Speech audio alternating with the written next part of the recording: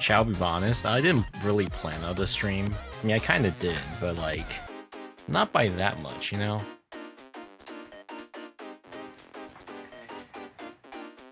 Good evening, chat. How are we doing today? It's the 4th year anniversary! Woo! Yeah, we started the stream, let me see, 2022? June 25th? I've been streaming for this long, wow. It's a lot longer than I was expecting. I mean, it's not like I've ever gone a day without going like, oh man, I really hate streaming, I don't want to stream anymore. Yeah. That being said, there are, you know, occasionally though, there are some days where I'm like, oh, I am a little tired. I don't know if I want to stream today. But today is not one of those days. Because, yeah, 4th year anniversary. Good anniversary date to me. And also I'm experimenting with the just chatting overlay on the YouTube stream. Sorry, the portrait YouTube stream, short stream, whatever you want to call it, dual format on Twitch as well. So I hope it looks okay. I was gonna pad the stream out a little bit before I move on to like the speech part. So I have something that I want to do today, actually. I was thinking we would pad out like the first 10 minutes or so. A little thing that I want to do today. Hell yeah, dual stream. Hell yeah, dual stream. We're in 20 months, Surgeon. Holy shit, it's been almost 2 years. Alright, let's see. Let's see what this looks like.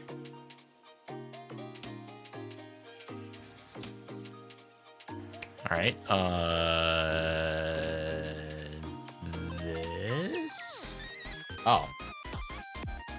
Well, that's good to know.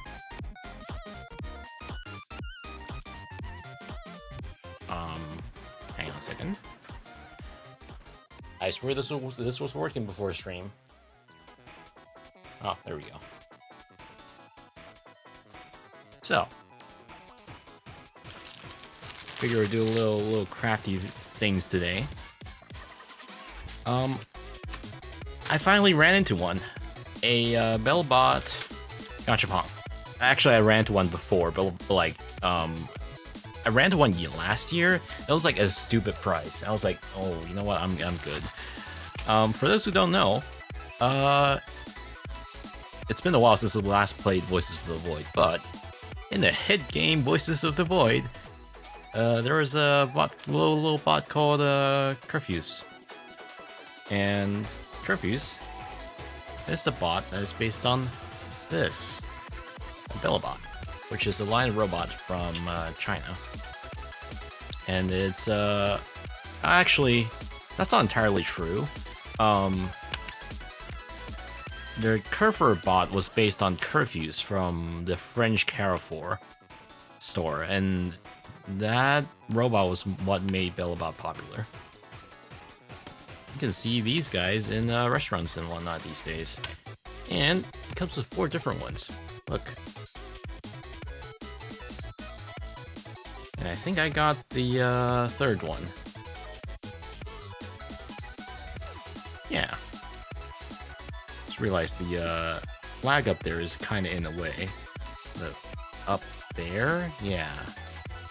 Oh well, it's fine.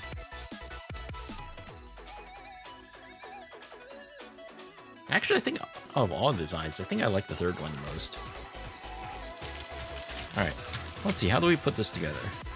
I assume it's not that difficult. It's like, well, it's all like pre-assembled already. There's like not much assembling to do.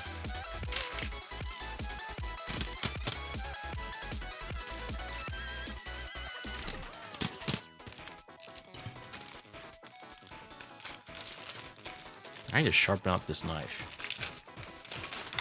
Ooh! And I dropped the part already. Cool.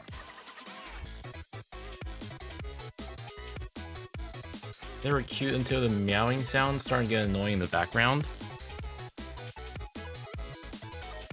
Do they meow a lot? To be fair, it's been a while since I last played. Last upload was 0.8 or 0.7. I forgot.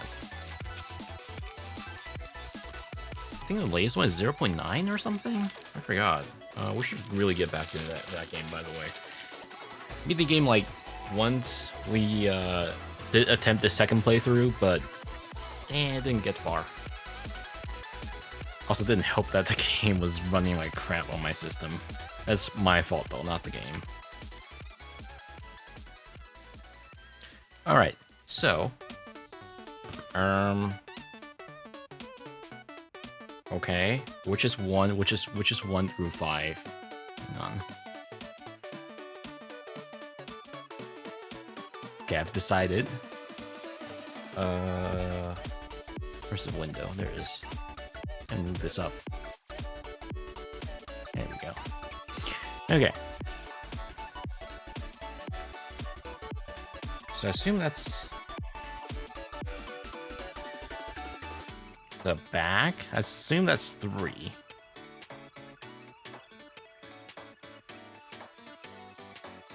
I assume that's 4, because there's a little hole here for the indent. I assume that's 2.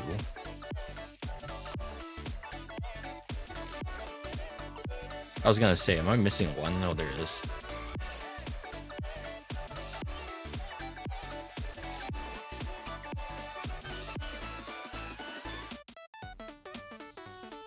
No, that is 4. The one has logo on it. So I guess that's a back. Okay. So, is there an assembly instruction? No, I assume I just like put it down. That's front.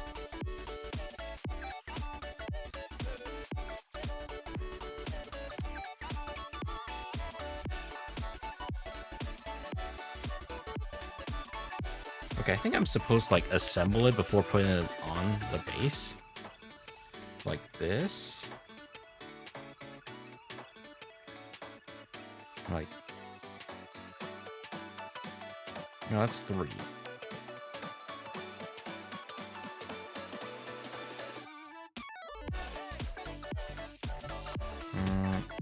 Like this?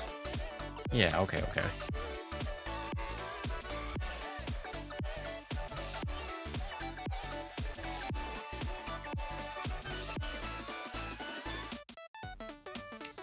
Like this?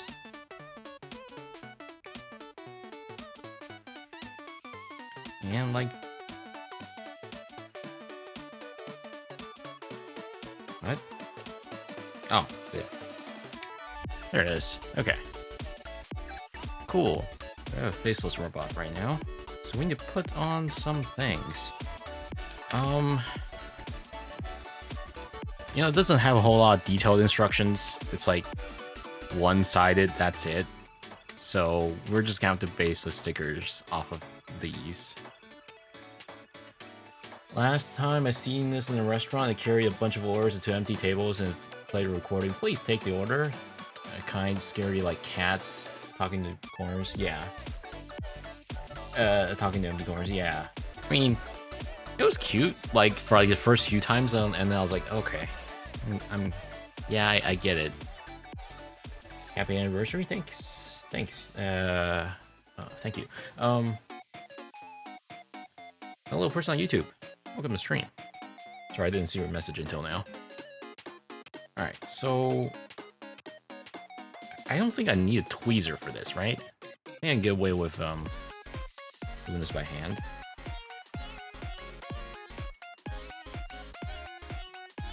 Or can I? We're off center already.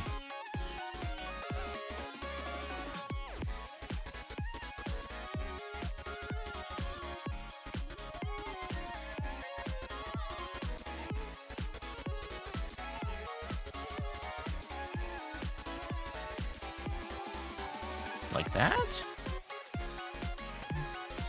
Yeah, it's not quite flush, but like good enough. What else?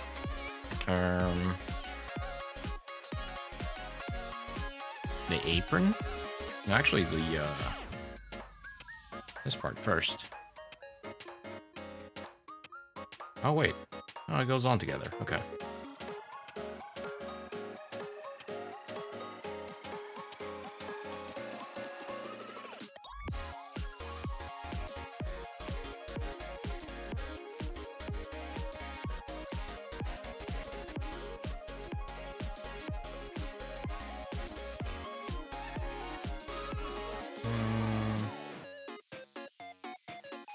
It's a little crooked.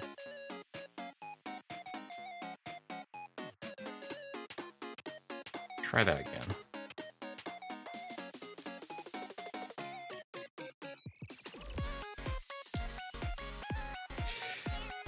Okay, you know what? Maybe I won't adjust it. Because it ripped a little bit. That's not good.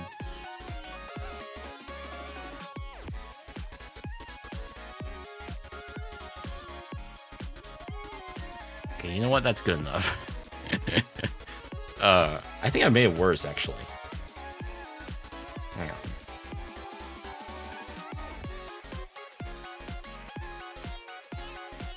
I'm bad at arts and crafts.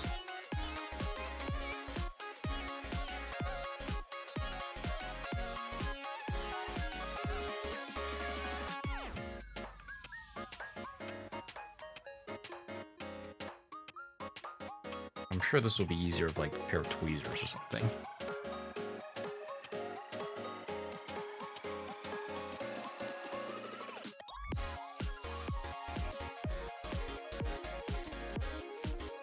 Looks so good. Thanks. It's still like a little crooked, but whatever, it's fine. Not like I can tell from a distance.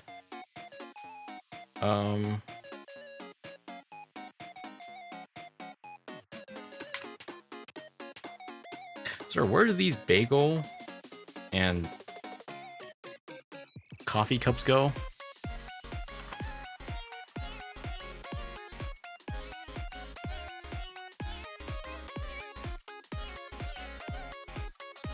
There's like no instructions. I don't see it on here. You guys see it? Top of the shelf? Like here? Or here? I mean, I guess it would make sense to be here, right? Because that's where it holds the food. Okay, well, here you go, bagel.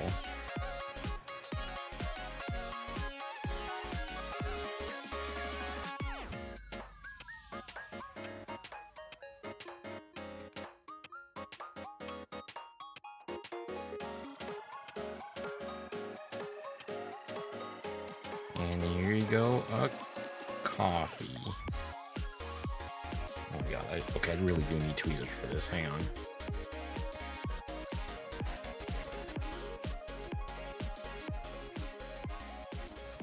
There you go. Oh wait, yeah, the base.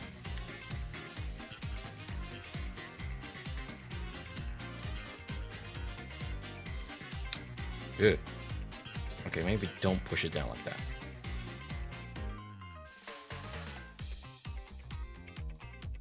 There we go. Zoom out a little.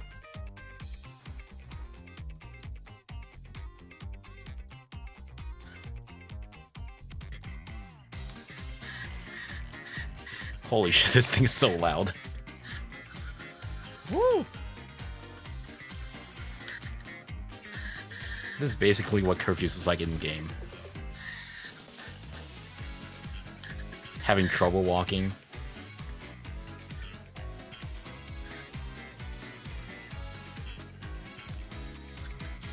Oh.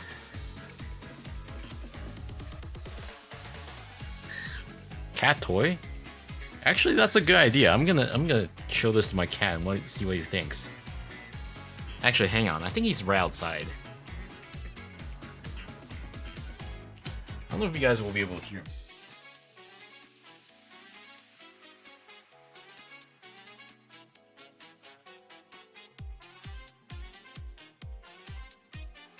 Oh wait, bad news.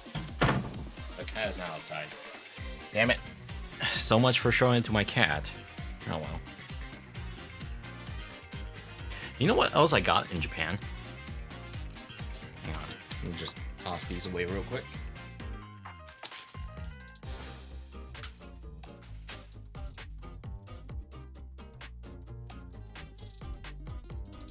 Cat does not condone the anniversary, indeed. I'm gonna show you guys a photo. Give me a second.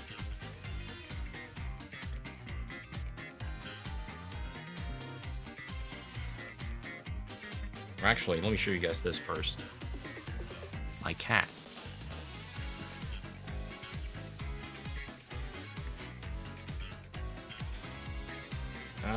Where is it?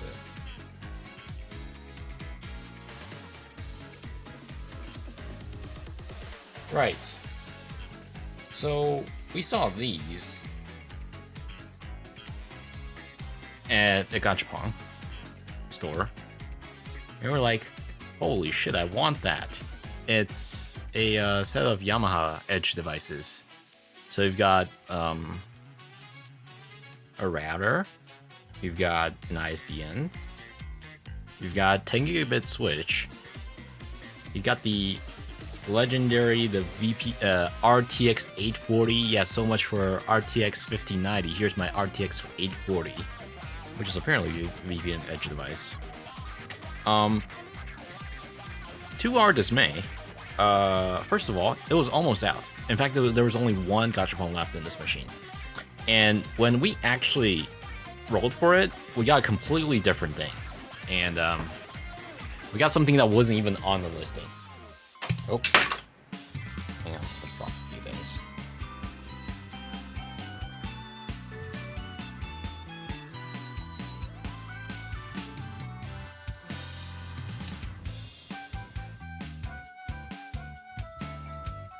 I got this. And I was like, what the heck is this? That's not on the ad. What? And we're like, okay, sure.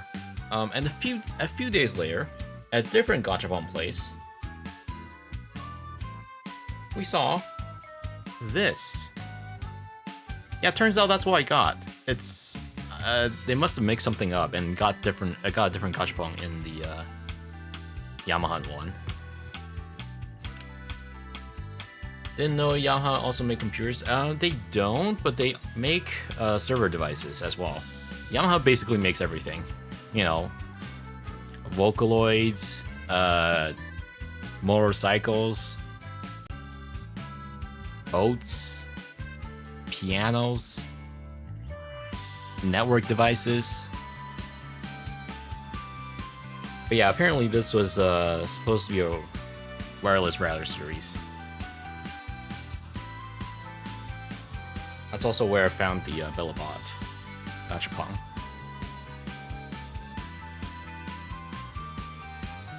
But yeah, I guess I have a router now. And for some reason, this thing also has wheels, so that means I can do this. Look at it go. I don't know why the router needs wheels, but sure.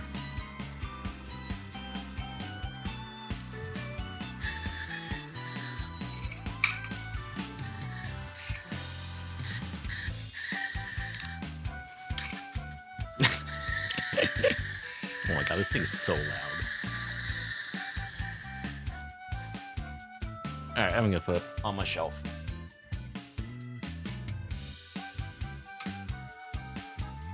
You know, I have a bunch of weird Gachapons I've seen over the years.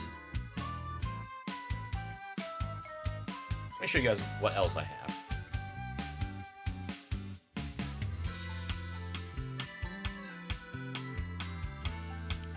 Well, first of all, I've got a tiny camera, which the lens also comes off.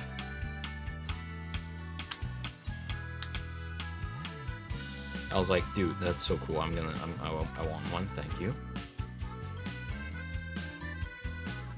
and a tiny gachapon machine with actual gacha balls inside. You can actually get them out if you wanted to, if it would come out. Hello? Anyways, yeah, there are actually balls inside. You can hear it. Also, a server rack. You could actually fill the server rack if you wanted to, if you did like multiple gachas. Do multiple rolls.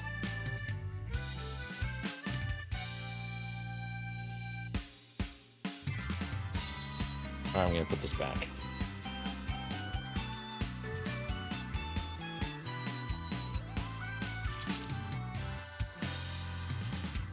On the shelf you go.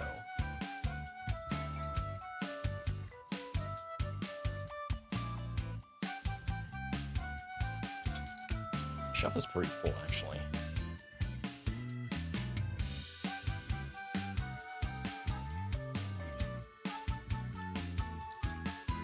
But it'll fit. Just tiny the camera down. Okay.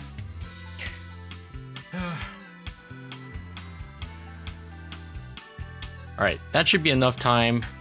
I think most people are here already. So, let's switch back to just chatting view real quick. I'm gonna turn the camera off.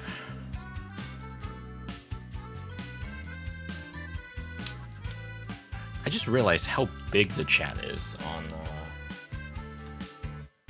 YouTube side. Maybe I want to cut it off a little bit. Yeah, like this. That would be better, yeah.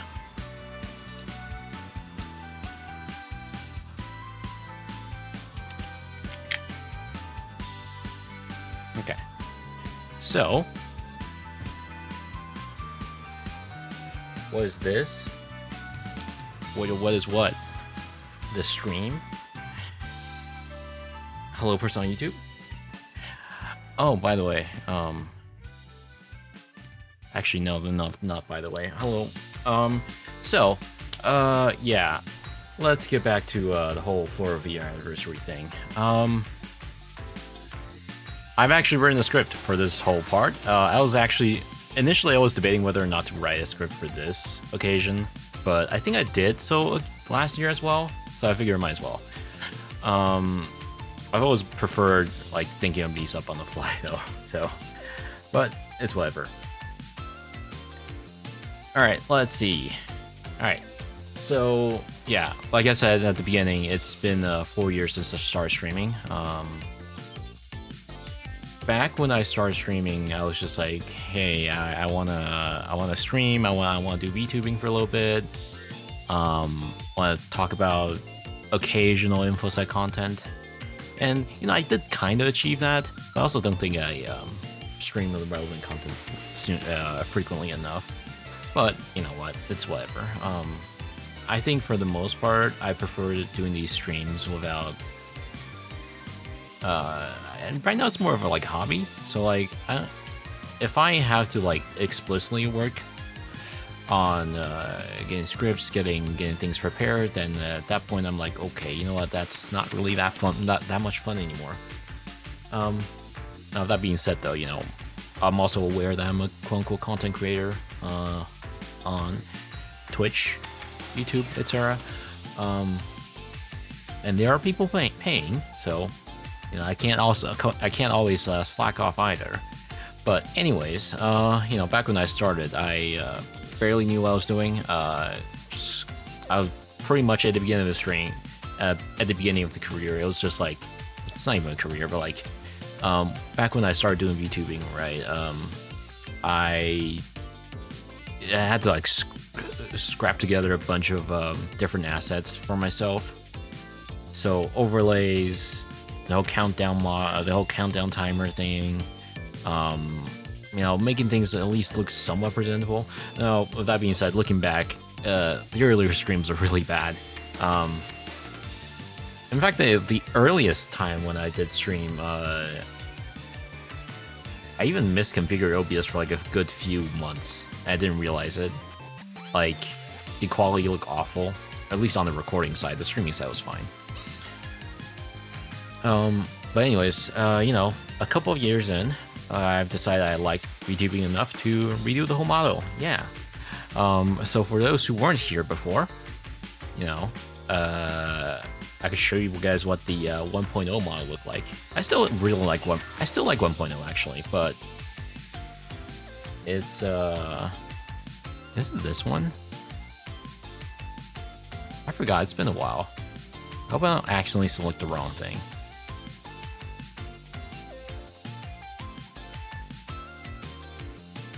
So initially it was this one, I think. Oh god. Yeah, this model was not rigged for a rebridger, by the way, so the tracking is gonna look very wonky, but this was what it looked like when I first started. And then about a year in, I was like, you know what? I've heard of this thing called rebridger. I'm gonna get that done, and that's when eventually I got the more properly tracking model. But like, even just 2 years in, right? I kind of realized this model is kind of limiting. No, obviously, I think the original rigger and the whole set of people that helped me make 1.0 model did a good job. But I also realized there were some limitations to the tracking for 1.0, like especially the mouth movement and the eye movement. So, about 2 years in, I was like, you know what? I'm gonna get something else done. And that's where 2.0 came from.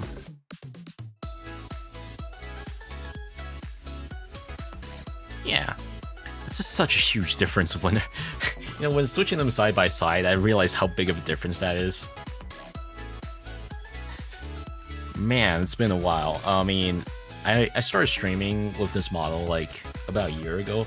Somehow both felt like it hasn't been that long, but also like it felt like it has been a while at the same time, you know? Gotta reset my model real quick. There it is. Okay. So yeah, here we are with the 2.0 model I've had since then. I could show you guys what the earlier 1.0 designs and earlier 2.0 designs were like, but I think we can get to that after the speech. Anyways, in the last year, we've also been through a lot together. You know, some of which may or may not involve getting me getting banned off Twitch for a little bit. That was a whole ordeal if you weren't here for that. If you're curious, you can look in. You can check the Twitter thread for it. I'm sure it's on my Twitter somewhere. But anyways, we still made it through eventually. Thankfully, we're back on Twitch. Ah yes, Veto69420. I'm a big fan of you. Thank you for the Parasol redeem. Some might even say it's close relative to Veto97. Anyways, yeah, I've met a lot more of you and started opening up myself a little bit more on other communities. Like previously, I really wasn't interested in interacting with the whole Taiwanese community for a little while because, like, I feel like the majority of my audience are gonna be overseas, typically US based or EU based. So I previously I wasn't really too interested in opening up to the local circles, like the local Taiwanese community. This year I started interacting with them a lot more. I've since gotten a bit of following on both threads and other places as well. And if you're Taiwanese, welcome to the stream. Hi. You know, and somewhere along the way, I think chat has quietly filled up with like regulars and familiar faces, right? I think we've seen quite a few people around here, and there have been in the last few months, I was like, okay, this and that chatter is always gonna be here. That's great because, one thing about when it comes to streaming and VTubing for me, it's like without the chatting, it actually feels. I kind of lose the motivation if I don't have chatters in the stream. Like I remember like a year or two ago when I was doing Voices of the Void stream, I was like, yeah, this I'm having fun in game kinda, but also I feel like we'll have more fun with more people around, and thankfully I feel like that's not more or less not been an issue in the last year or so, where like I can almost always expect there's only gonna be at least 1 or 2 chatters in around here. So yeah, regulars and familiar faces, thank you again. I've also gotten a lot more messages from people all around lately, specifically asking for InfoSec advice specifically, and just generally a lot more interactions compared to before. Also, since late last year, I've also started making more and more covers.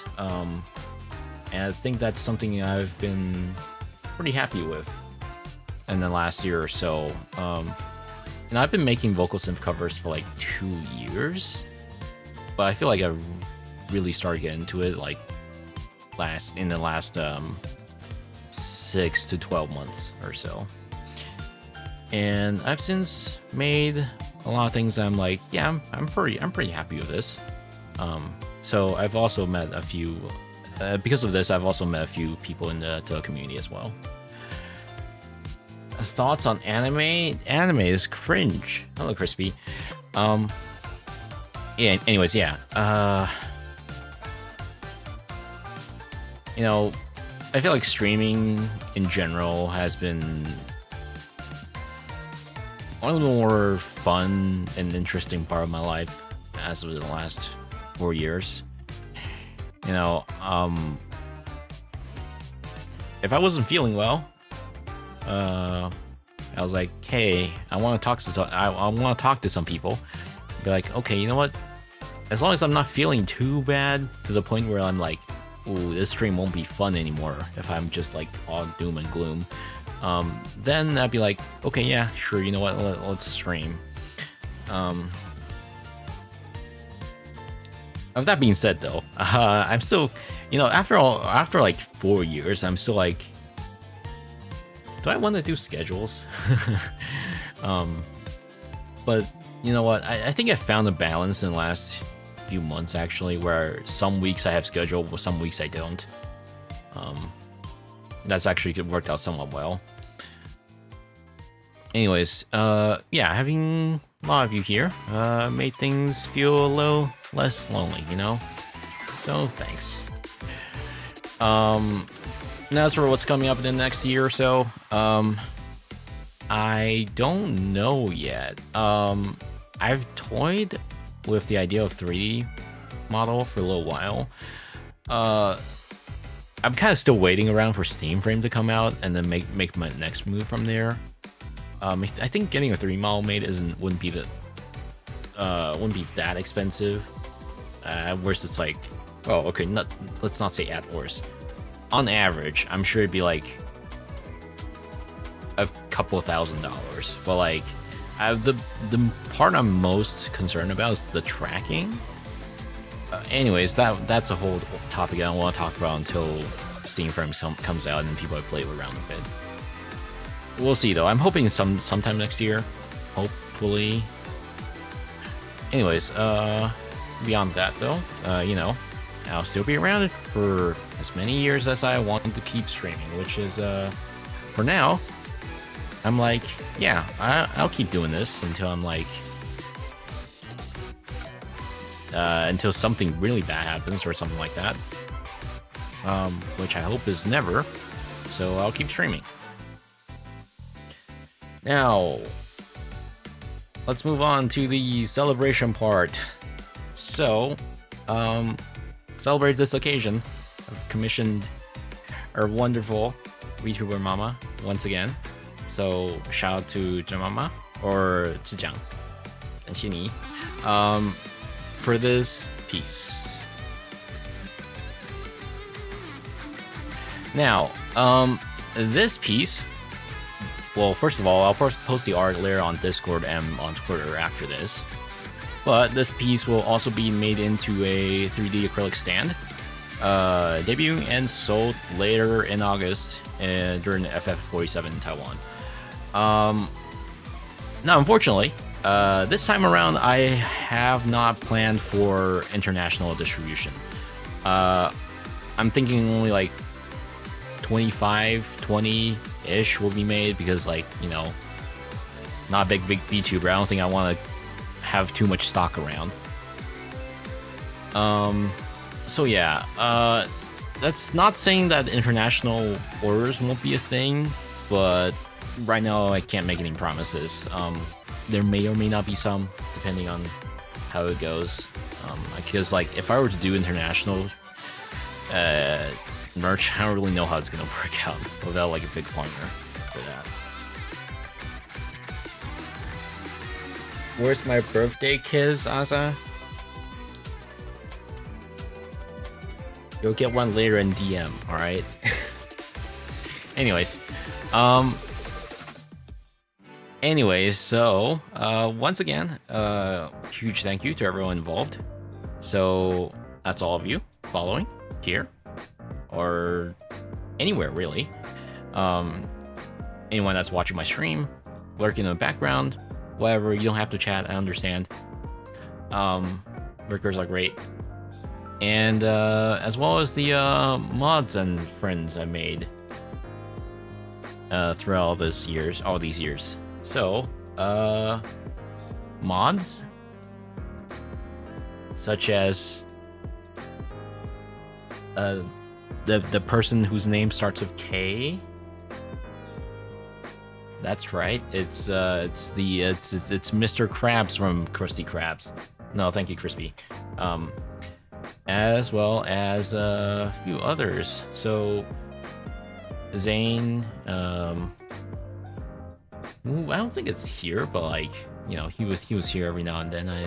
Anyone that helps out is, like, greatly appreciated. So Zane, Crispy, Amy, etc. I kind of would like to get more mods at some point, but, like, you know, I don't think the chat is chaotic enough that we need more mods for now.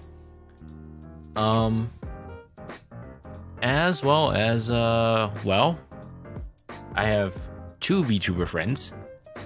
You wanna guess who's who and what their names are? That's right. One is in the chat. I wonder who it is.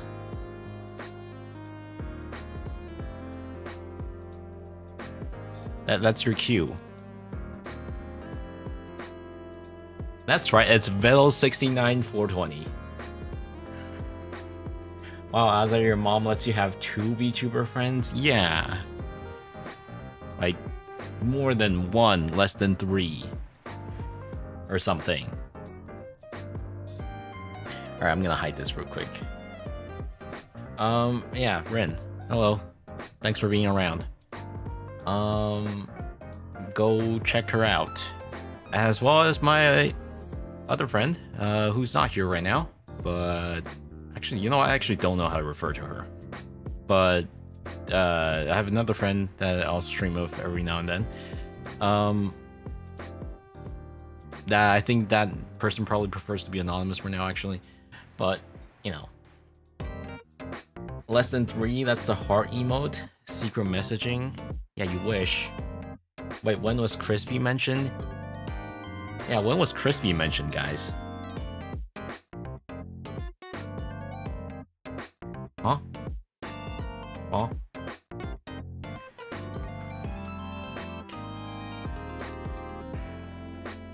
Mod still? Apparently, yeah. Thanks for modding my stream, kinda, Crispy. Me and Crispy go way back. I don't want to say how way back, but way back. Is Crispy not a mod anymore? No, he's got a little sword next to him. He's a mod, right? Crispy just cosplaying as a mod? Oh yeah. 14 years? Has it been 14 years? Hang on. Hang on.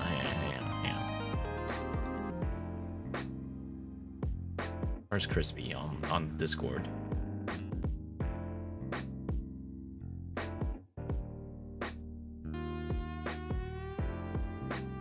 Does it say friend since or?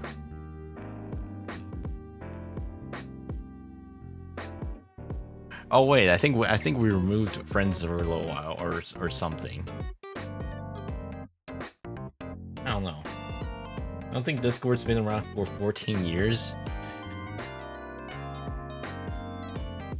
Actually, you're right. I think it started around like 2014, 2015 or something. I didn't start using Discord until like 2016 or something. So no, it hasn't been 14 years. I've been debated.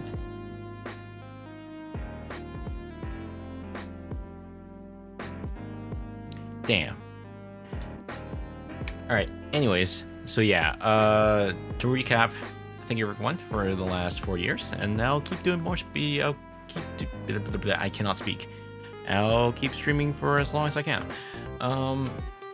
And merch in August for those that are in Taiwan. And yeah.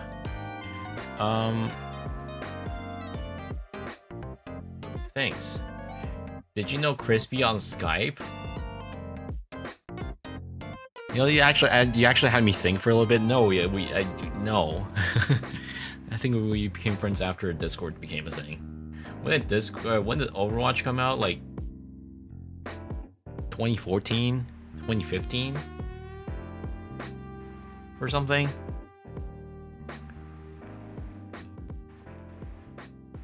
Right? I forgot. It was probably around 2015, 2016 then. Yeah. Because I remember Discord being a big part of my life in 2016. Yeah, May 2016. Yeah, makes sense. Olge. Look, can you be Olge when I still remember GTA 5 came out? It was like it was still a console exclusive at the time. You know, speaking of GTA, I've heard there's content locked behind the $100 Ultimate Edition or whatever, like stores or something. I didn't know of that until like today. Cars, guns, stores. What kind of sicko locks stores behind paywall? What?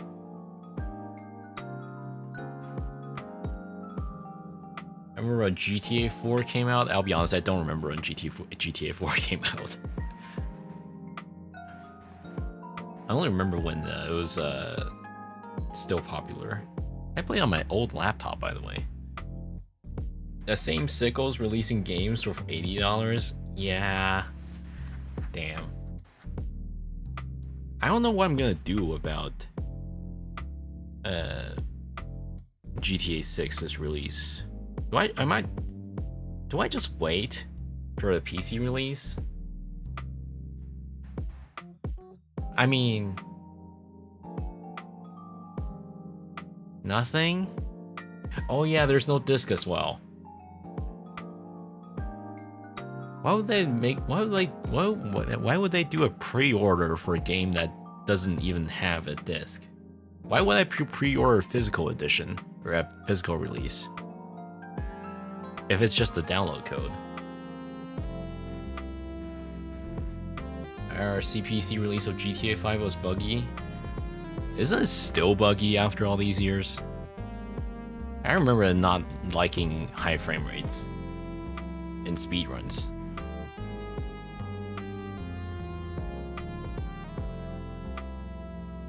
Don't forget GTA Online isn't going to release for a month. I'll be honest, I don't really care for GTA Online.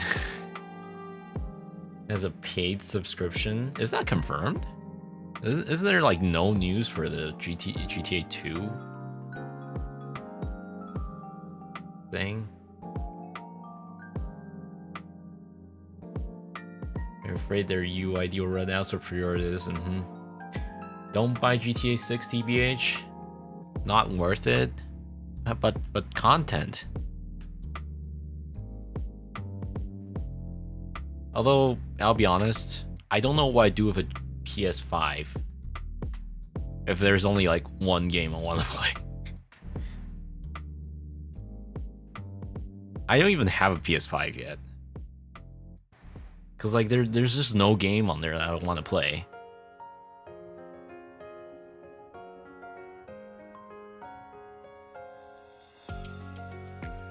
I mean, if it weren't for Xenoblade Genesis, I'd say the same for Switch 2 as well.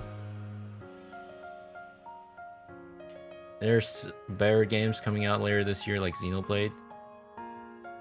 No, it doesn't. It comes out. It comes out next year. Unless you're talking about the Switch 2 editions for the 1 through 3.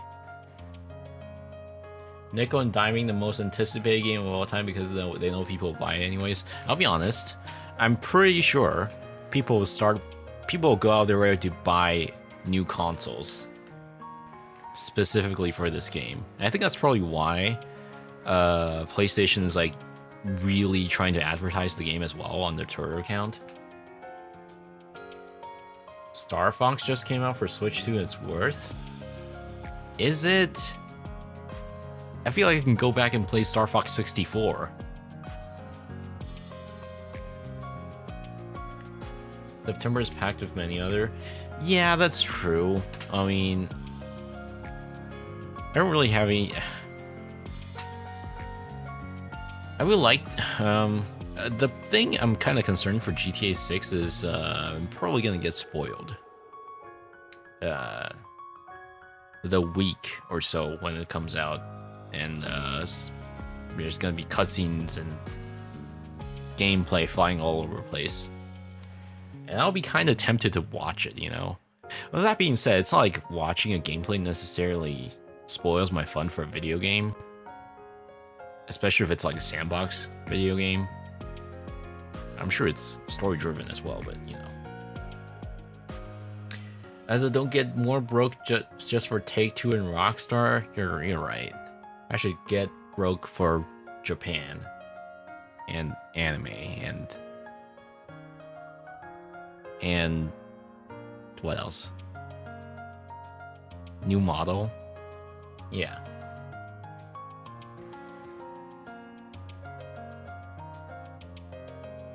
You know, earlier when I was talking about models, it made me think, you know, I feel like I'm pretty happy with 2.0, even a year in. Like, I feel like I could... There's nothing wrong with this model. Like, at worst, I get new outfits. I'm like, this is good enough. Girl is always in Japan? Yeah, I mean, have you seen what I got today? Actually, you weren't here for that, I think. I showed some gachapons earlier. Actually, I could show you guys some Japan photos.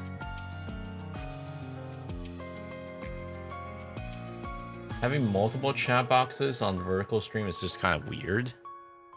Is it? I mean, okay, I can shrink it, I guess.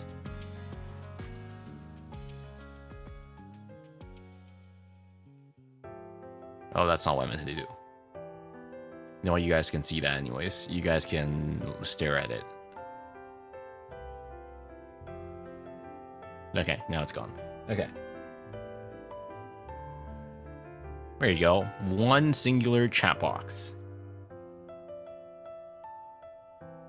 I don't really know what it looks like on mobile. Just like we can see chat, so it takes up unnecessary space when you can fill it with your model. Yeah, I guess. It doesn't help that I can't preview it, though. Well, I can on my phone. I mean, YouTube. I can preview my vertical stream on Twitch, by the way. Why is there a top off toggle? Is that clickbait? Oh, it's not actually. I mean, not like top.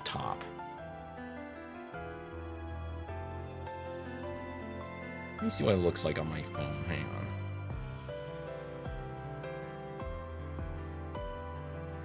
I can barely see that on YouTube.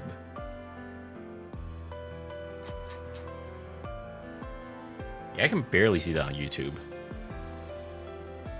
Because the chat is in the way.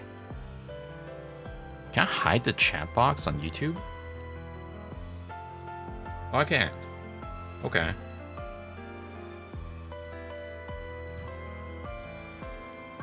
Hang on. So I guess I should make this... I can make this larger.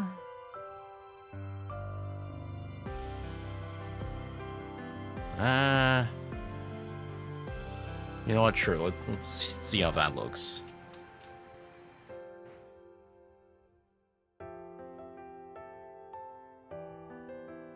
Okay. Anyways. Yeah, I guess I could show you guys what my the pictures from my Japan trip. I haven't really sorted through them yet, though. So I'll just show you guys some.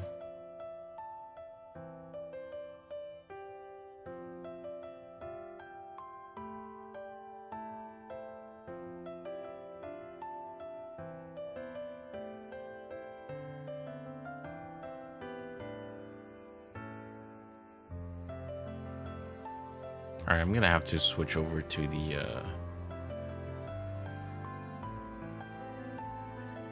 gaming view. Give me a second. I require pancake? Same. By the way, you know, I just had our first... I don't know if it's like the first time it's ever been sold in Taiwan, but just had McGriddle for the first time. A few weeks ago. Little too sweet for me, personally.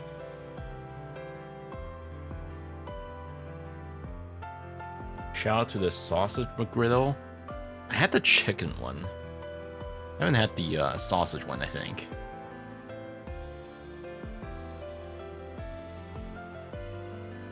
Alright, let me see how I can hide these things real quick. Give me a second. Panels, folders, EXIF, film strip. Oh. McGriddle mentioned my Canadian taste bud loves McGriddle. I'll be honest, it was alright. It was a little too sweet for me, but like otherwise it's like, yeah, you know what? Sure. I'll take that. Sausage better than chicken? Alright, I'll have sausage McGriddle. It is. Alright, that is not the appropriate size. Hang on.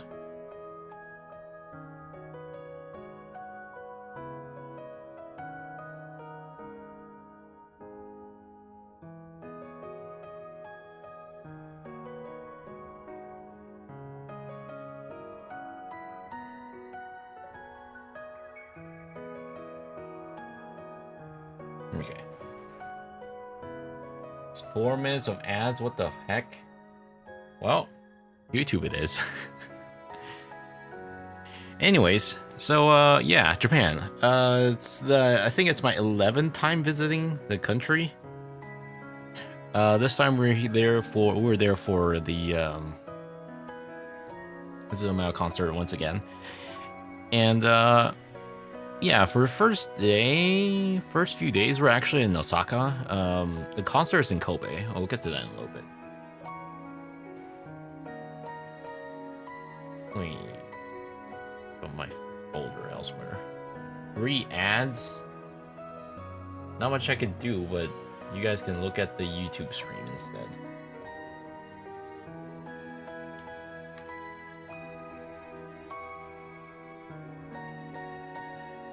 All right. Right. back to what I was saying. Yeah, we went to this ramen place. There weren't too many people there, thankfully. It was like a very short wait. I would say like 10 minutes, 10-minute wait.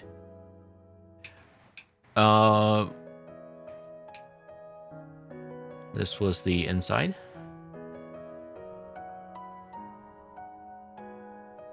This place was alright. Of that being said, you know, it's one of those ramen that's like really greasy. Like it's swimming in grease kind of ramen.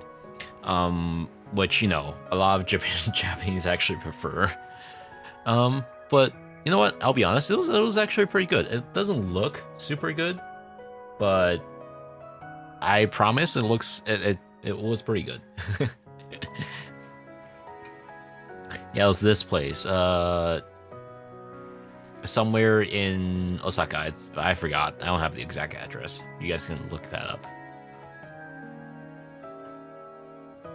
Also, for this specific Japan trip, I was like, you know what? I'm gonna go hunt for a few new Teto items, and so you guys will be seeing a lot of different Teto arcade machines in a little bit, such as this one.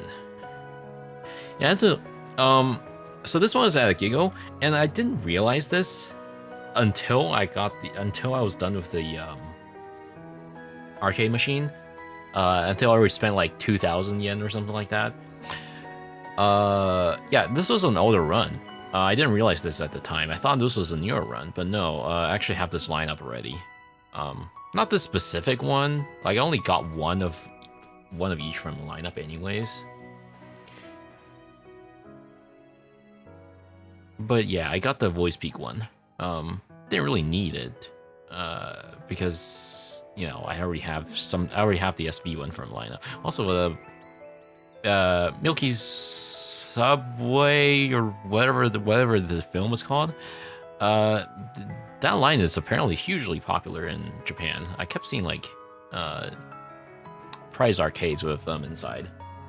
They got merch, yeah. I watched it for the first time, like the compilation one, that's on Netflix or whatever. Pretty good. I really liked it. It was apparently only like 15 minutes. I was hoping for something longer, but I didn't realize it at the time. But apparently it's like a bunch of shorts stitched together, basically. When'd you go to Japan? Was it your first time going? Yeah, totally. Crispy.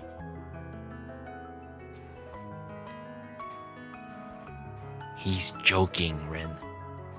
Alright. Yeah, there were also some of the leftover merch from the previous. This was like back when Title Live was still a thing. So like mid-March. So like it's come out for a little while.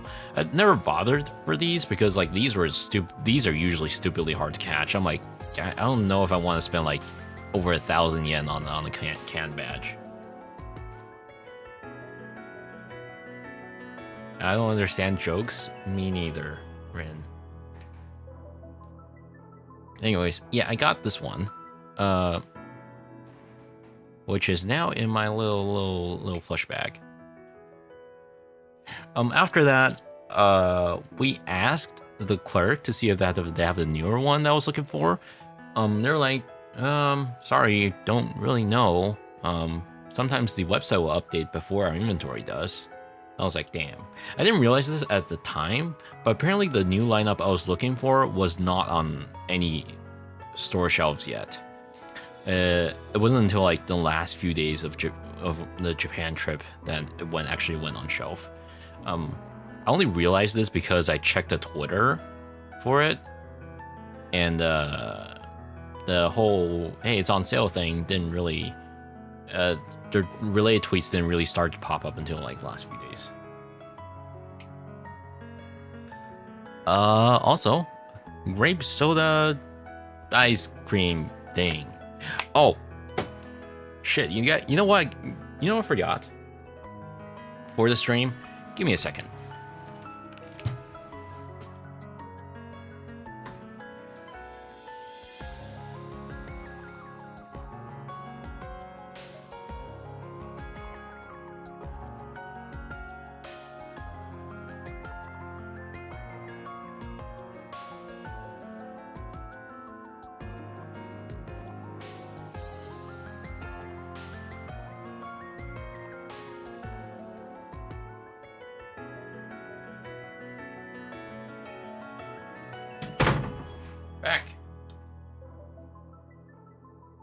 Been a good chill stream. I gotta go now. See ya. Thank you for stopping by once again. Vettel 69 420. Oh, God, that's loud. Holy. Yeah, I got lemon sour. I saw this when I was looking around for dinner. I was like, you know what? That'd be pretty good to have on stream. Wait, holy shit, there's a lemon inside. What the hell? Hang on. I will get that acrylic. You know, we can sort this out in DM, actually.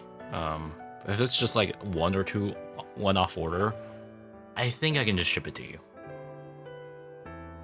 But not until like August or something when it actually goes on sale. Yeah, I gotta turn on the camera for this, because I gotta show you guys this.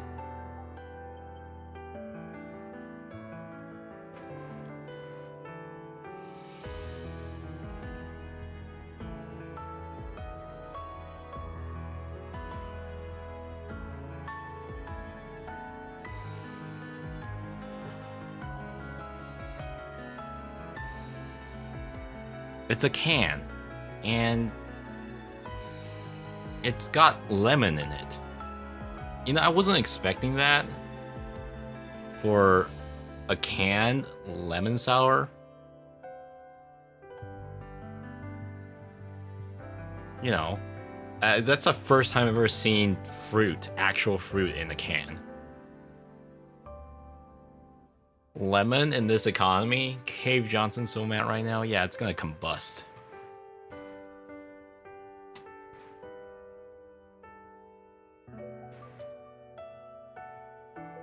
Alright. Turn the camera off. Big roll lemon in the can. Man, imagine the tech.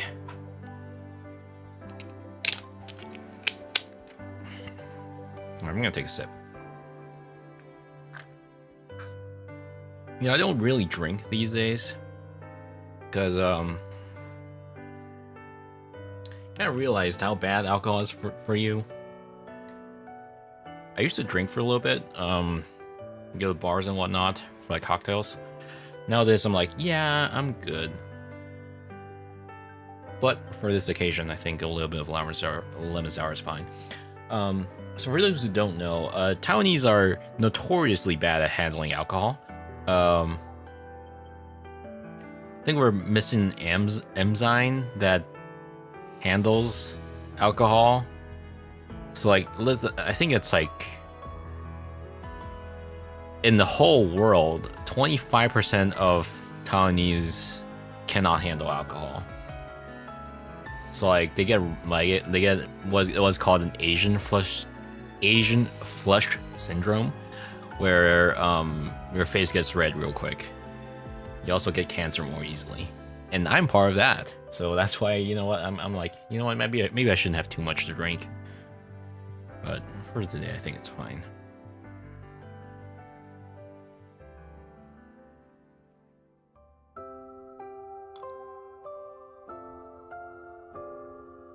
You know, it's all right, but it could do with some ice cubes, which I do not have.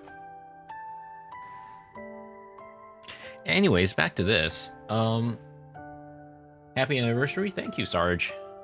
Oh yeah, by the way, we finished episode 2. We're gonna be starting episode 3 sometime in 2 weeks, because I'm gonna be away next week. But yeah. Anyways, so this grape soda is actually pretty good. But they forgot to give me a straw at first, so I thought I was supposed to like just drink it up, you know, head on with a mouth,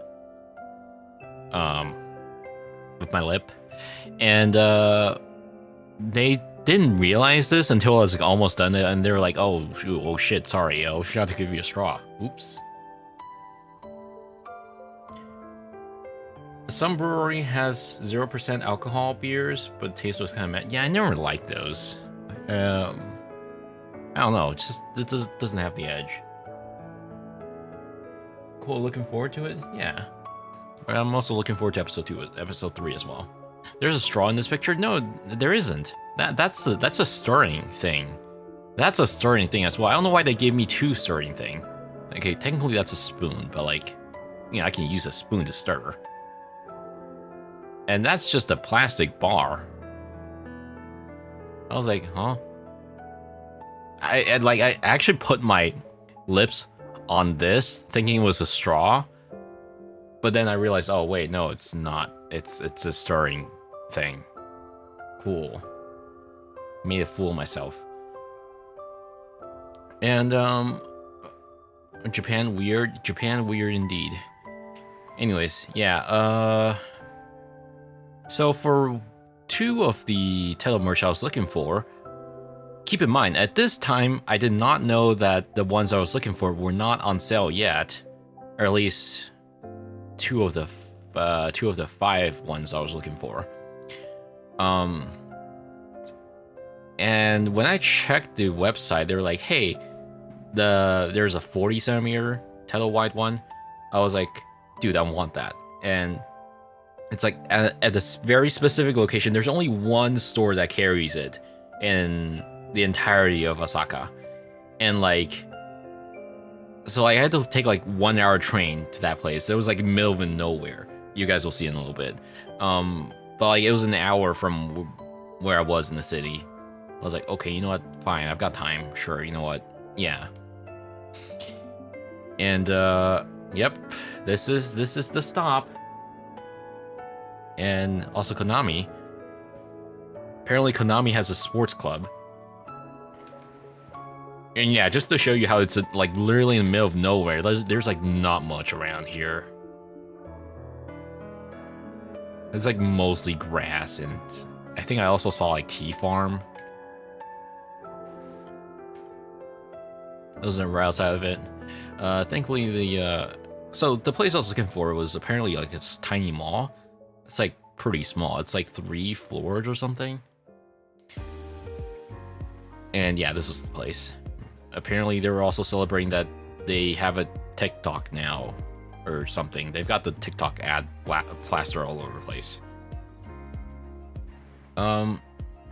But so let me first just talk about how you know, I was there for like 3 of the 5 merch that I was looking for, and like I said, at that time I did not know that 2 of them were not yet on sale, so I was only able to find 1, which is this one.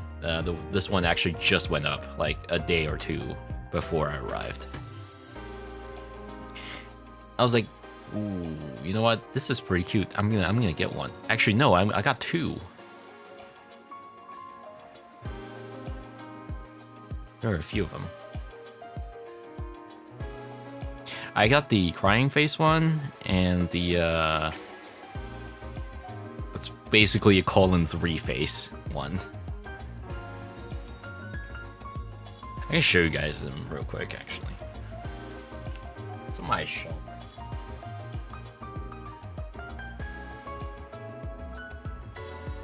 Where is it? Where I put them again? Oh, there we go.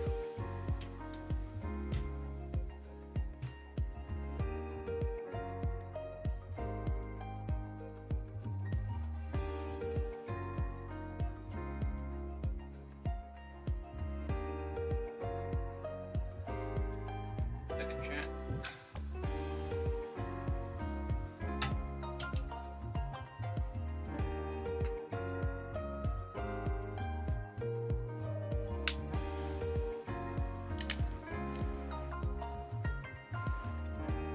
It's a colon 3.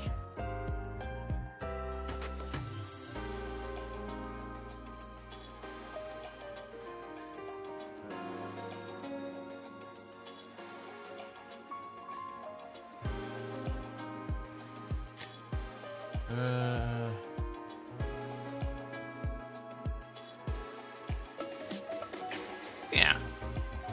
Here they are.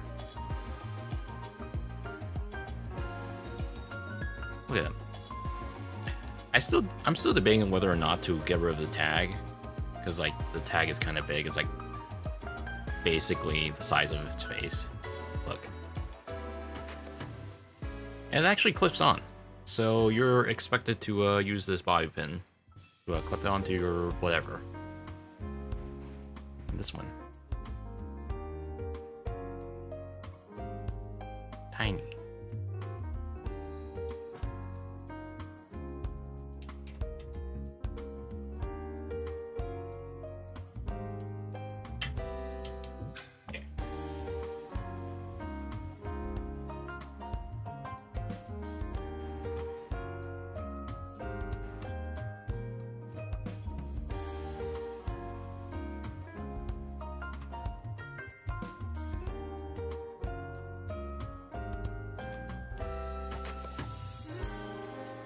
So after that, we actually went to a udon place. When we were planning the trip, we were like, yeah, you know what, let's go to more local places, right? Places where people locally would actually go. And so we landed upon this udon place, which apparently has a decent rating, but one problem is it's very small. It's like you could probably fit like, you could probably guess from this photo, but like you could fit like 8 people in there or something. It's like very small. I don't have the picture of the interior, but you know, we got to have things like daikon, which is basically radish, and I think it was cabbage with cheese inside, tofu, and I'll be honest, I forgot what that is. I think this is pork skin and fish balls. I forgot what exactly was inside those balls. Taco salad. I thought this was interesting when I saw it in the menu. It was a whale sashimi, so basically slices of whale. I wasn't quite expecting this because, like, you know, it looks like mostly fat, right? But maybe people just have it as mostly just fat. I'm not sure. Either way, it was actually pretty decent. A little chewy because, you know, like I said, it's mostly fat. I think that's fat, right? And a few more other pieces, as well as more veggies. Yeah, that was day 1. I landed at like 9 p.m. or something. No. This was day 2 actually. I didn't have any pictures for day 1 because I landed at like 9 p.m. for day 1.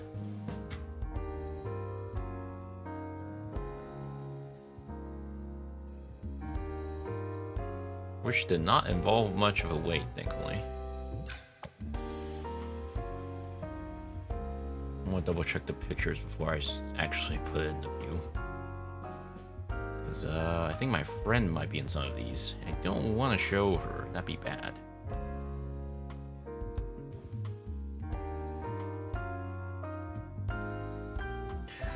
Went to grab some Nokujin back in time for more food pics. Hell yeah.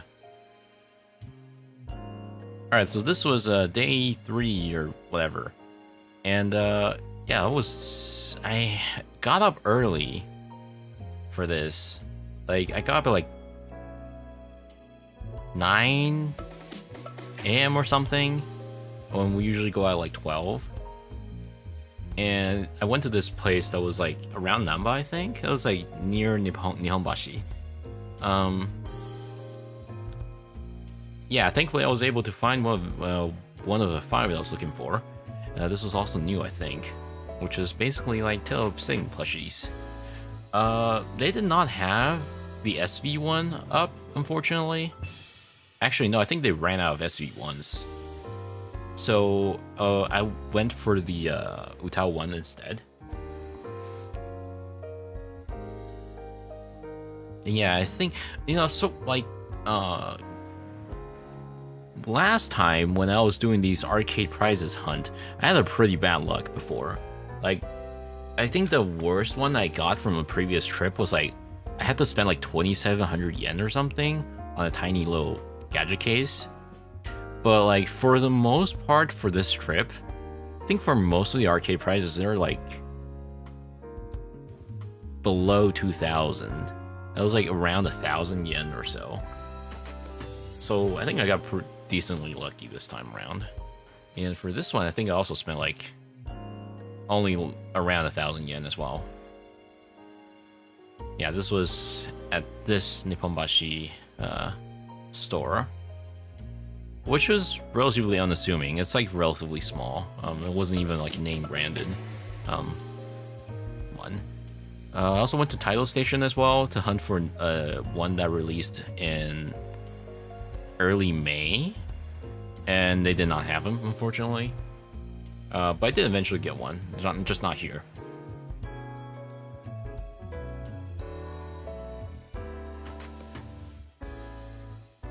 All right. I actually went to Matsuya like a few days. I think it was on day 1 before this, so I figured I'd take a picture of it. You know, Matsuya is mostly known for its gyudon, but I actually like their curry better. I think that's a general consensus as well. I think people prefer their curry over gyudon. Like, if I want a good gyudon, well, not good, but like, if I want a good cheap gyudon, I'd go to Sukiya for that. I personally haven't tried Yoshinoya much, but I kind of don't have a reason to when Sukiya's worked out so well for me. And besides, you know, for Sukiya, I could just, you know, order at the kiosk. Well, actually, no, I like for Sukiya, you typically order at the tablet and for on the desk. For Matsuya, you order at the kiosk at the front. Which, thankfully, you know, both of these, neither of these require human contact, so woo! Well, actually, technically for the Matsuya one, you have to, like, hand out the ticket to the clerk as well at the beginning, but, like, yeah, whatever. Later that day, we went to, I'll be honest, I forgot what this place is called in Japanese. But it was like a coastal area in Osaka, where there really weren't much. It very much felt like a suburb area. It was like very open and wide.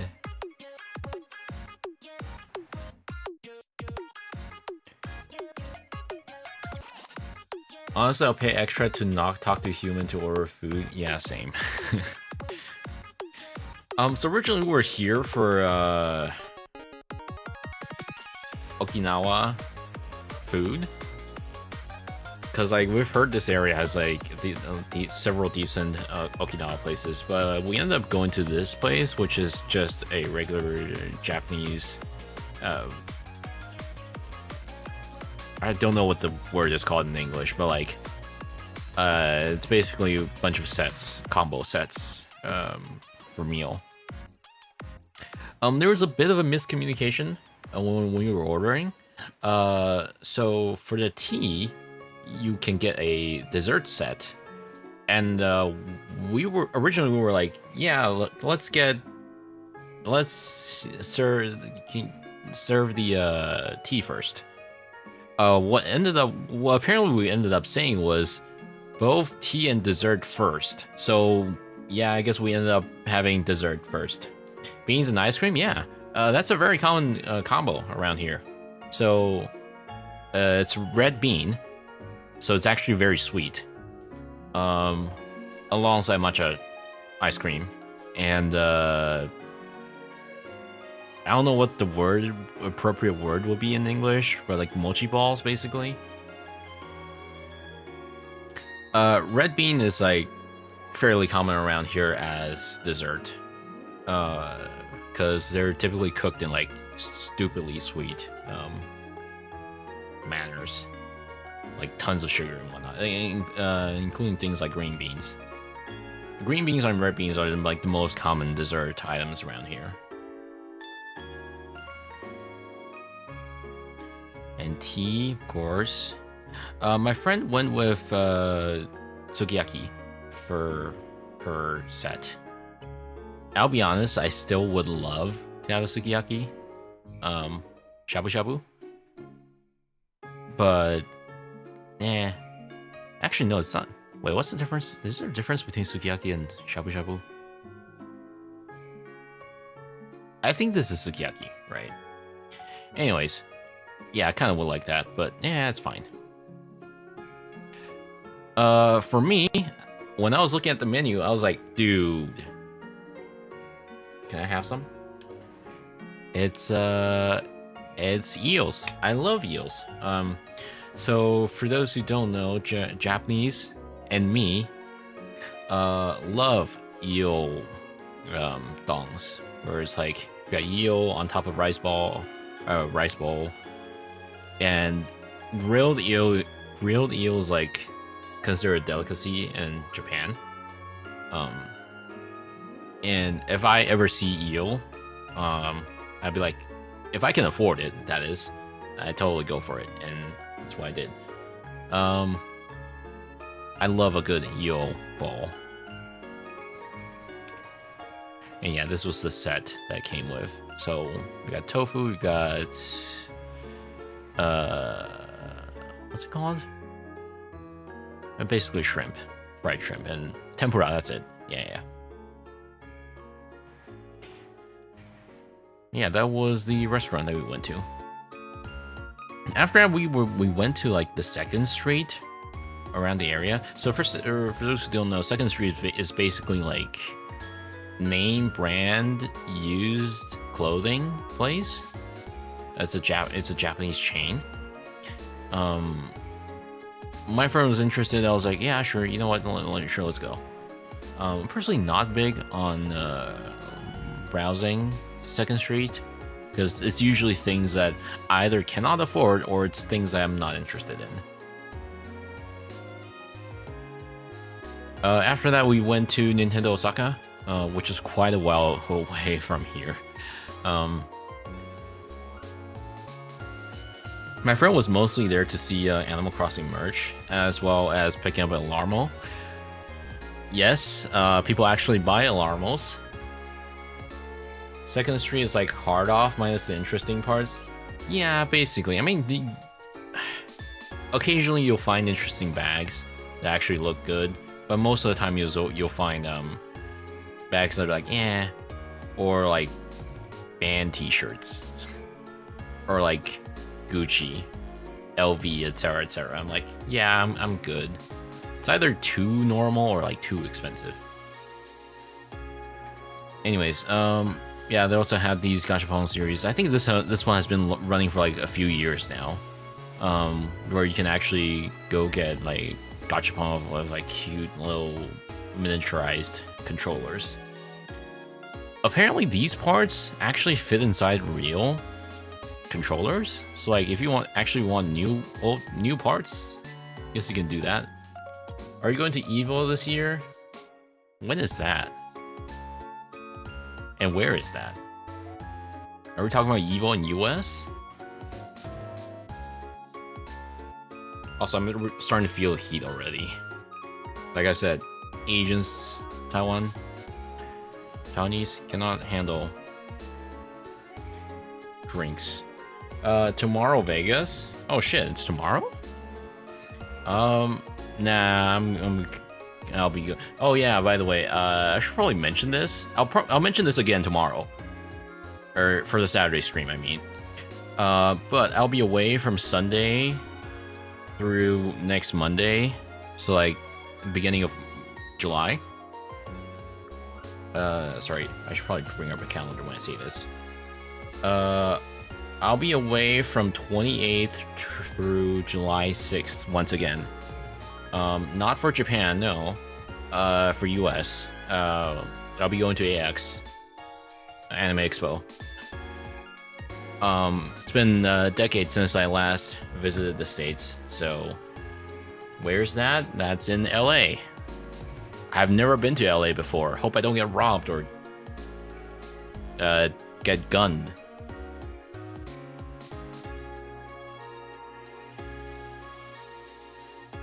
Heard LA can be pretty scary. That's on the other side of the country, though. Yeah. So, no evil, unfortunately. Jian moment. You know, I kind of wish they elaborated on how, when they got their car robbed. LA is fine, don't overthink it. I sure hope so. Vegas is a 2-hour drive from LA. Oh. Well, that's good. I can't drive, though, so... Unless you convince Drifter to do it. Anyways, yeah, they were also selling this Zelda one. I didn't know this was the thing until I got there. Actually, these do look pretty cool. Relatively detailed. But yeah, I was like, yeah, okay, I'm not that into it. So like, I'm good.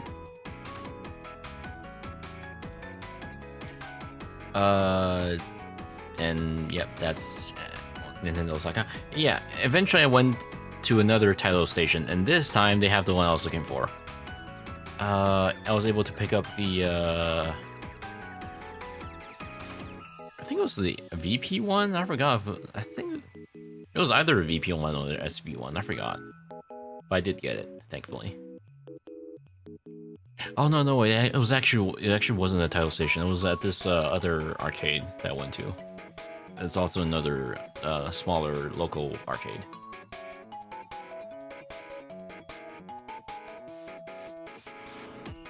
Roatan delay to October 15th if you care. I'll be honest, I didn't know that the game was getting an official release date. I thought it was like stuck. I thought it'd be stuck in infinite early access phase.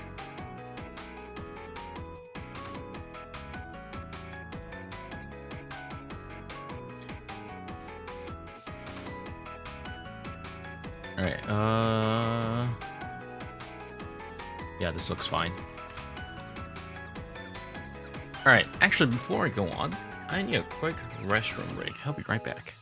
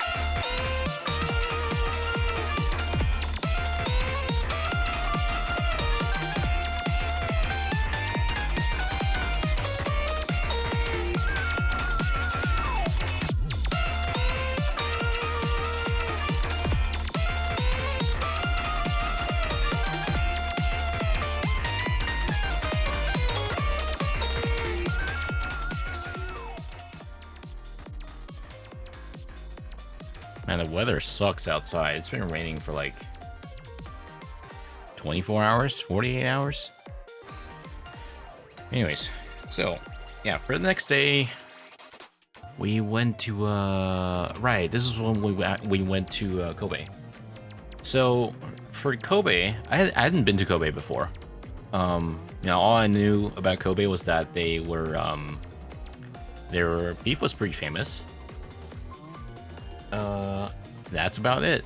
I didn't know this until like I was starting to look up what's over there. Apparently, they're also known for their bread. So yeah, I noticed that there was an abundance of bakeries when I arrived. Also, this is kind of weird that around the train station, I can see like there were quite a few vintage traffic lights, like this one. That looks old, doesn't it? Is it just me? I was like, these look like they came from like 90s or 80s or something.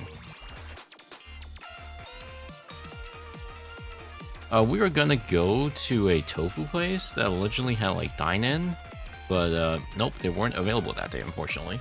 So we ended up going to this cafe place that had like different menu depending on when you visited.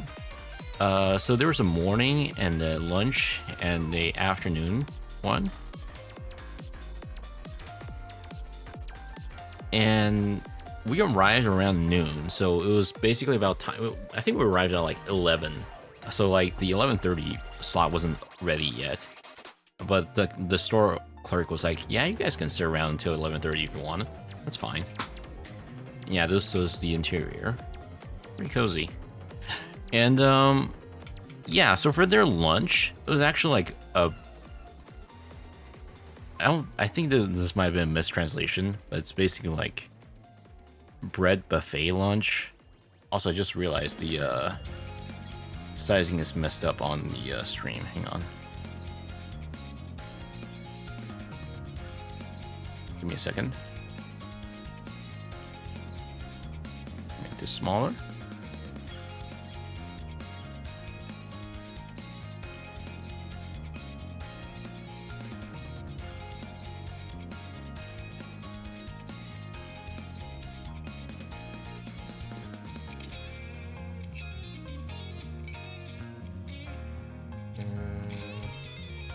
It's also messed up on the vertical stream. Oh, great. Thanks.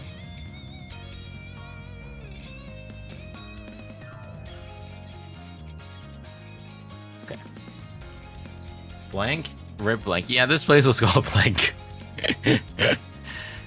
Anyways, yeah, so for lunch section, it was actually like a bread, all you can eat bread, basically. So you got the main, you've got the salad and pan, which is bread. And they have different options.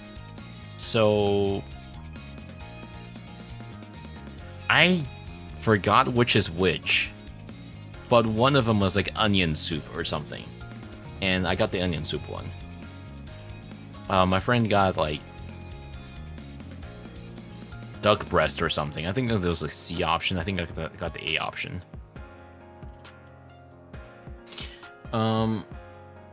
Yeah, this was what they had for their all-you-can-eat bread. So it might not look like much, but they actually have like quite a few different options. Like, they actually rotated out the options fairly quickly. You know, it was like after I had my first and second serve, they actually swapped out the bread. I didn't take a picture of the second round though, or third round. But yeah, they got dessert bread. They've got ham and cheese, and they've got croissant. I love bread. All you can eat bread is heaven to me. Yeah. With that being said, though, actually, you know how it is with bread. You get full very quickly, very easily. So, I had like 2 or 3 plates, and I was like, oh, you know what? I think I'm good. But, you know, I really like bread. So, like, I wouldn't mind visiting, like, if I lived near this place, I probably would come like here like every week or something. It was like, you know, That sounds pretty good, you know. And it's only for like, well, depending on which main you chose, it's between 2,800 to 3,200. So that would be like $20 at worst. So it's like $15 to $20. Like, yeah, I can do that. So we got like raisins, and I think there's some kind of dried fruit in there. There's also like fish eggs, and that I have no idea what that is. All I know is that it was good. It was pretty sweet, actually.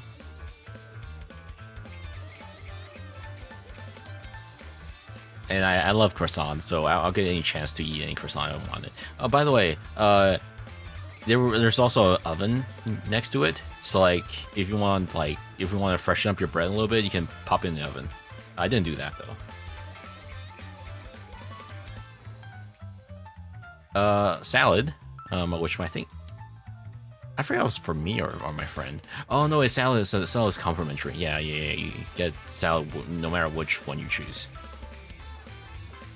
More bread, more salad.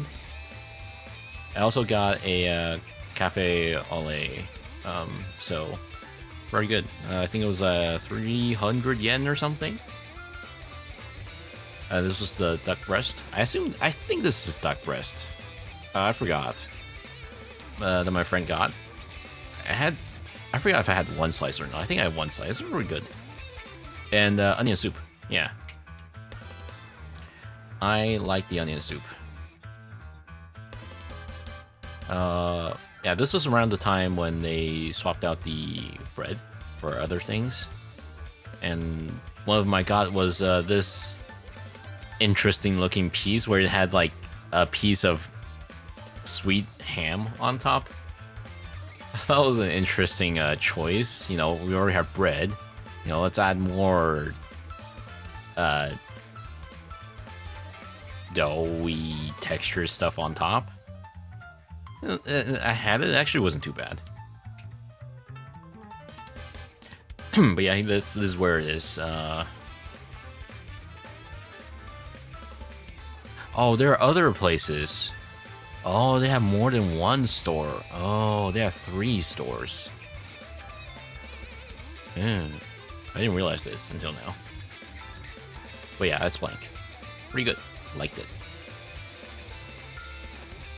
And yeah, if you go to Kobe right now, which specifically the Sanomiya area, which is basically like the main station for Kobe, yeah, that place is fully under construction right now, so like expect to have to walk around bridges and whatnot a lot.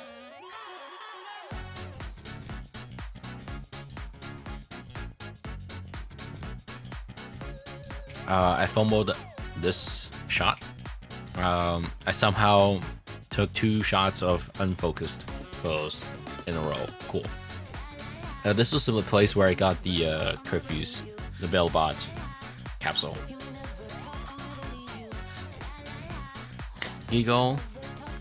This was the place that was gonna carry the title I was looking for. Which at this time it didn't have it. So this is the south one, and this is the north one. So we actually went to both to check. Like I said, I didn't realize this at the time, but the one I was looking for wasn't even on the shelf yet. Yeah, there are quite a few streets, shopping streets around the station. We stopped by Book Off for a little bit, which is also around the same area. We weren't really planning on coming to a Book Off. I was like, yeah, you know, we have time, sure.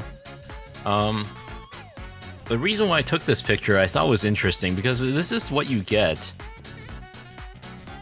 Apparently at some point, if you donated your blood, and somewhere in Osaka, they give you this. Acrylic stand. Yeah, someone was like, yeah, you know what, I want to sell that. And, yep. I know this one How do you know this one, Sergeant? What?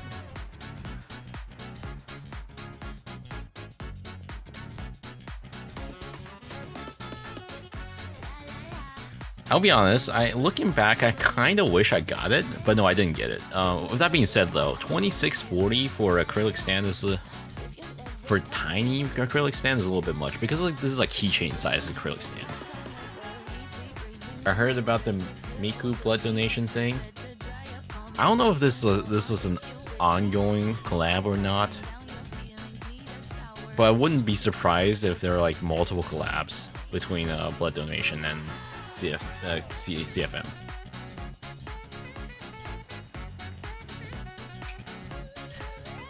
Yes, more Sanomiya.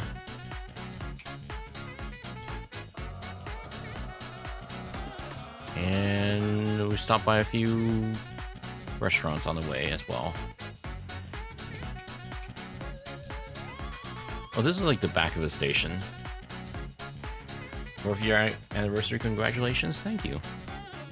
I thought I deleted these pictures. I thought I went through like the first pass to delete some of the pictures I knew were bad. Well, I guess we can do it again. Yeah, we went to a yakiniku place after all this. Because, you know, it's Kobe. We gotta have Kobe beef, right? Yeah, I'm pretty sure I deleted these. Why don't they come back? What? Okay, well, I guess I'll delete them again. Yeah, I usually delete the ones that I filter out the ones that I knew were, like, out of focus or bad.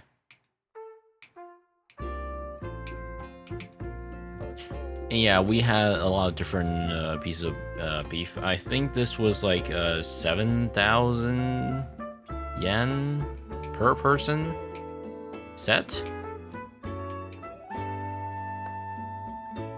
Which is like $40 or $50 or something like that. Which is not bad for Kobe beef. For a wide variety of meats as well.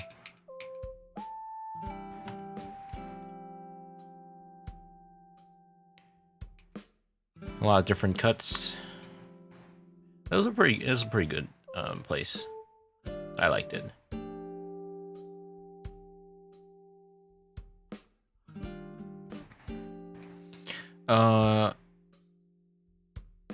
Right, before we went back, we actually went to a round one, and we actually stumbled upon a series I wasn't expecting to run into. I thought these were out like a long time ago. But yeah, there was this title series that was somehow still around, and we kind of were just there to like play a few rounds of My Mai, and that was about it. But no, we then ended up accidentally snatching this set, and yeah, I got the Utah one. Round one is pretty close to the station, so I'm gonna go there. It's pretty easy.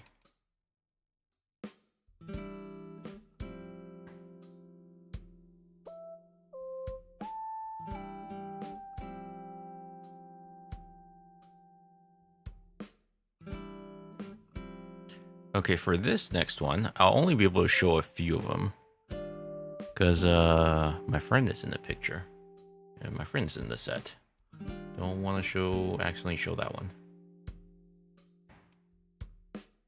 So for this day, this was like the first day for the Zoma concert. And for the beginning of this day, we went to a place called Kitchen Witch? Witch Kitchen? I forgot. It was like a tiny mom and pop's type of local place, and I think it was just run by one person actually, one by a middle-aged lady, I think, and they're pretty nice about everything. You can really feel like you were like at a homey, cozy place, and even the menu was like whatever they have in mind for that day, I guess. And for that day specifically, it was like 3 different menu items, and that was about it. You know, sometimes I do prefer smaller menus like this because, like, you know, for a smaller menu, you can usually expect them to be prepped a little bit better, or like you're more focused on cooking that one specific thing as opposed to like preparing a billion different menu items. When we were there, all of us pretty much picked the Kobe beef katsu type of deal. Hello, Blank. Welcome to stream. And yeah, this is what it looked like. So you've got the shrimp, and you've got the Kobe beef patty katsu type of thing, alongside all the other salads. So you got potato salad, got whatever that is, marinated salad, and whatever that is, salad. It was really good. I really enjoyed it. Like look at that side view. Ooh. Every time I see this picture, I'm like, ooh, I kind of want to go there again. So good. Yeah, this place was called Kitchen Witch.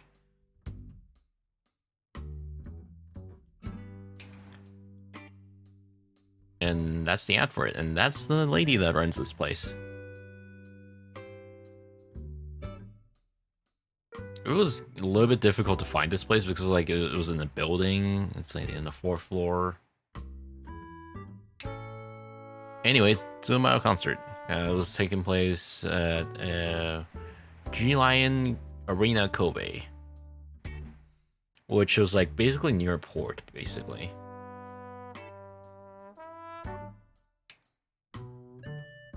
Yeah, if you've never been to a Zumao concert, I would highly suggest going to at least once in your life, because it's quite an experience. If not, at least check out the live on YouTube,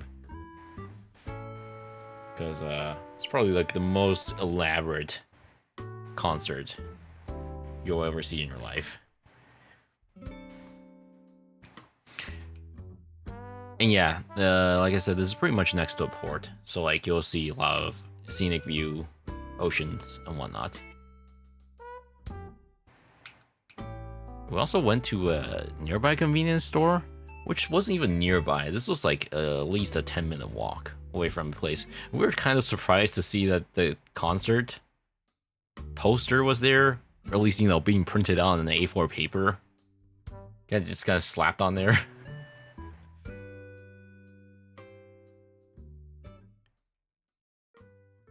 Yeah, that's the truck they have.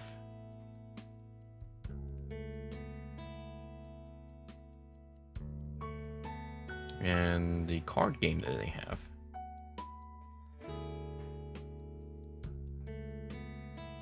I also took a few pictures of my title.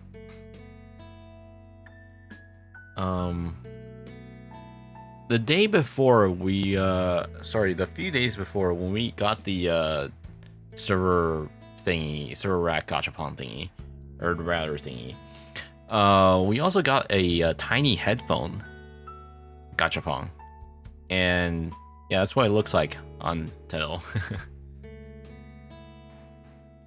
Looks pretty cute. Took a few pictures of it.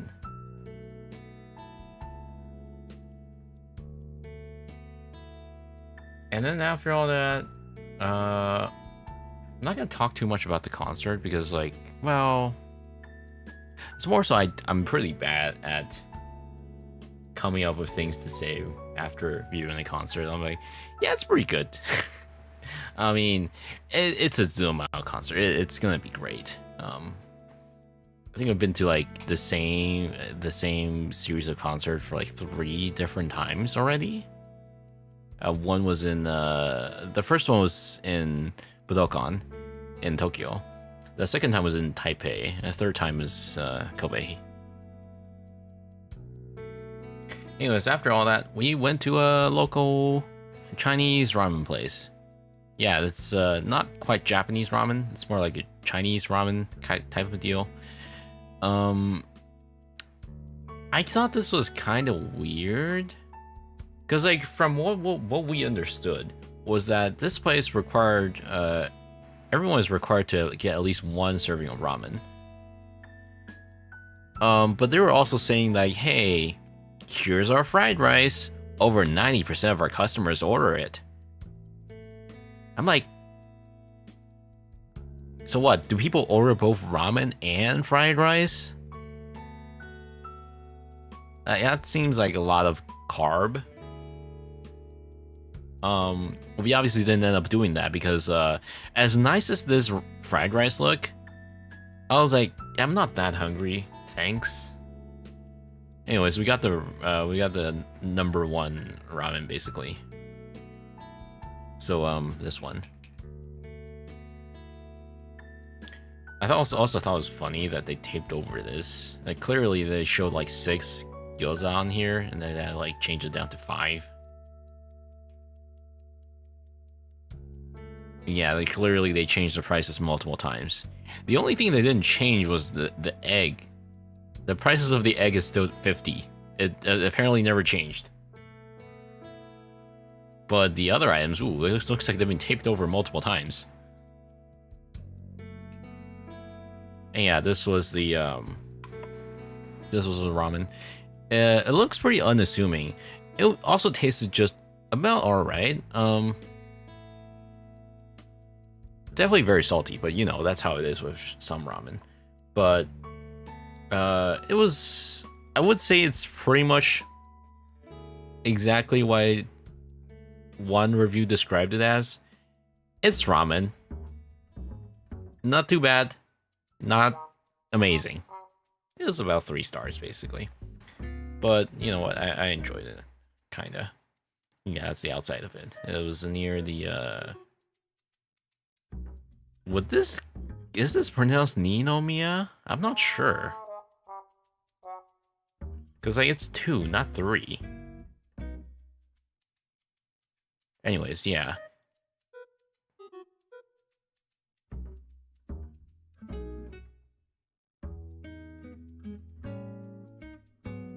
For the next day, we didn't actually take too many pictures for the next day. For this day, we were just kind of looking around.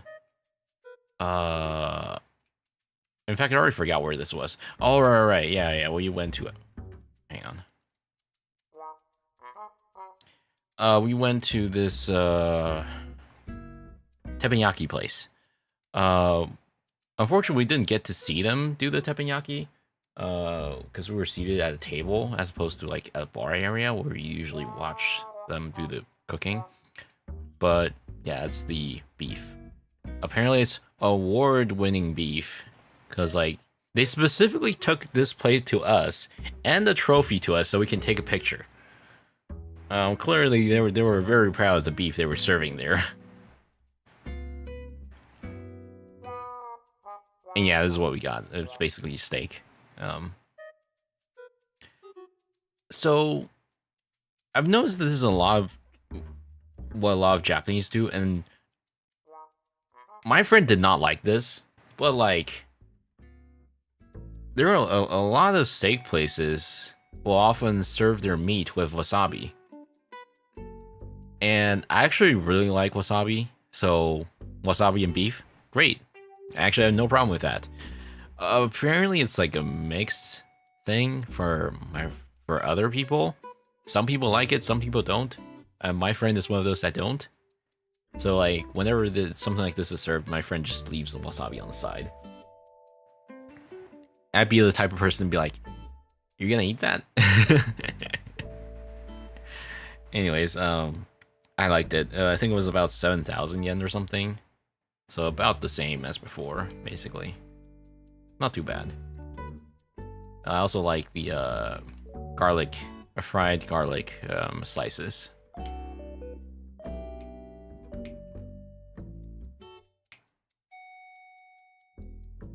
And rice.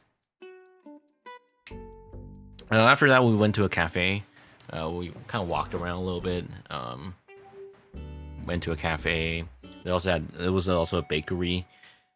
So, you know, if I get a chance to have more bread, of course I'm gonna have more bread. I got this bread. Originally, when I was looking around at the bakery, I didn't really know what they were because I wasn't really reading the signs that describe what they were. So when I bit into it, I was a little surprised. It's actually banana inside. So it's basically like banana bread, but like not literally banana bread. Well, it's literally banana bread, but like not what we think of when it comes to banana bread. Like it's literally like banana mush inside. More carbs, yeah, hell yeah.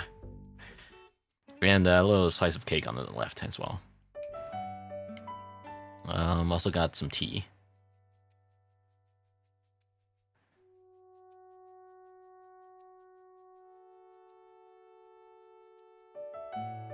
For June 19th, let me see, what did we do? Oh, right, this was an interesting day. So first of all, this is when the 2 items that I've been looking for days finally went up on sale. So this was Finger Puppet. When I was looking around for the tail merches, I thought this was a hand puppet. Then I realized, like, I thought it was bigger. But no, then I realized, oh wait, it's a finger puppet. Oh, it's like it fits on your finger. Because I guess you can see that there's a hole at the bottom. I was like, okay, yeah, sure. You know, it's a little smaller than I was expecting, but this works. It's fine. This one's so cute. I was like, I have to get this one. And yeah, and I did. You know, at this rate, I was about to run out of yen. Well, not yet, but like, we're about to run out of yen in the on this day. Before that, we went to Actually, even before that, after that we went to a department store. Got some tonkatsu for lunch before going to Shinkobe Station. We were going there specifically to see a waterfall, and that involved climbing. And newsflash, neither my friend nor I are very good at climbing. Like, yeah, it's just climbing stairs, but like, you know, neither of us are like athletically built for this, and we pretty much gave up pretty soon. Like, we walked, like, I think we got to like middle section of the waterfall, and we're like, yeah, okay, you know what, I think we're good for today. It's not even just that walking was tiring. It was more so that we were sweating bullets like all over the place. It also didn't help that the weather was like kind of wet and hot at the same time. But yeah, we got to see some of the waterfall at the very least. Yeah, this is the fall. So you've got the smaller waterfall down here, which is what we saw at first. And then we went up to the bigger waterfall up here. So like, this is like downstream. This is like upstream. Well, upper stream, middle stream, whatever you want to call it. And then there's the actual reservoir. We pretty much gave up around here. And it's not like there's much to see up here anyways. It's just a reservoir up there. So like, we pretty much got to see what we came there for. Yeah, these were the stairs, and didn't have fun. I think my friend was actually pretty upset by the end, because she was like, oh, you know what, too sweaty, I'm good. But yeah, this is what the waterfall looked like.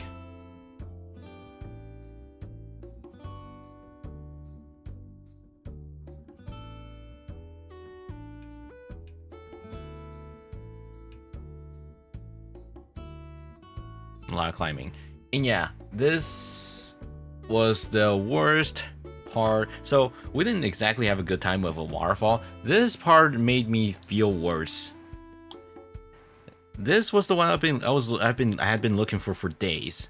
This is the 40 centimeter big Teto plush that, you know, been looking around for a while, and we're like, oh shit, we finally found it.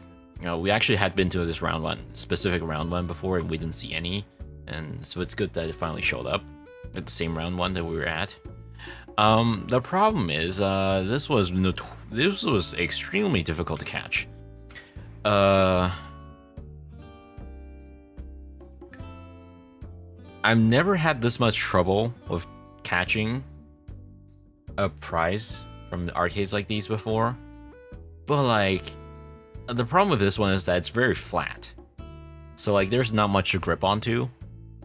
It also doesn't really help that these claws were designed to be very loose anyways, so yeah, I spent like 4,200 yen on this thing, and we had to get the staff to help us multiple times because it kept getting well, I got out of range a few times, and we also told the staff like, hey, we've been here for like 40 tries, can we can you help us? And they actually moved so for round one in prize arcades like these in Japan, if you were struggling to catch something and they know you've been spending a lot of money on this particular arcade, what they'll do is they'll try to help you a little bit. They can't just give you the plush directly, but what they'll do is they'll place it like at a very convenient place that you should be able to get the prize very easily. What some people do is they'll put the plush like right next to where the hole is. When you call them for adjusting the position. What our staff did was they placed the plush all the way on here, so it was like tipping. It was almost tipping off. And even with that help, I still failed to get it for like 1 or 2 more tries. And then they tried it again, and I was like, okay, finally, I've got what I came here for. Was it worth it? Well, let's just say I had to borrow 200 yen from my friend, and I was officially out of cash at the end of that 4,000. So that was the last of my Japanese yen cash. But I do have it now with me, thankfully. The zoomed version tells so much. Obviously, it's been a while since I got it, but like I didn't take a picture of it, and it obviously wouldn't show up very well if I show you now. But like on the back, you could see like so many claw marks, which eventually, it does get smoothed out when you like graze your hand next to it, when you graze your hand on it. So it's not a big deal. Like it's not a permanent mark or anything. But like you could tell, like I could tell when I was catching it, when I flipped it over, there were like so many claw marks. It was pretty funny. And for the end of that day, we went to a Leo concert. I hadn't listened to much of Leo's work before, but after seeing the concert, I was like, oh, huh, didn't know this is what her performances were like. This was a very performative concert, and it certainly looked like she was enjoying it. Now, that being said, it was like a much more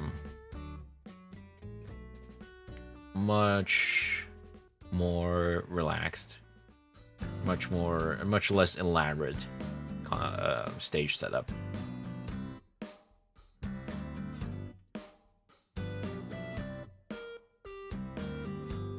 And for the last day, went to a Korean restaurant.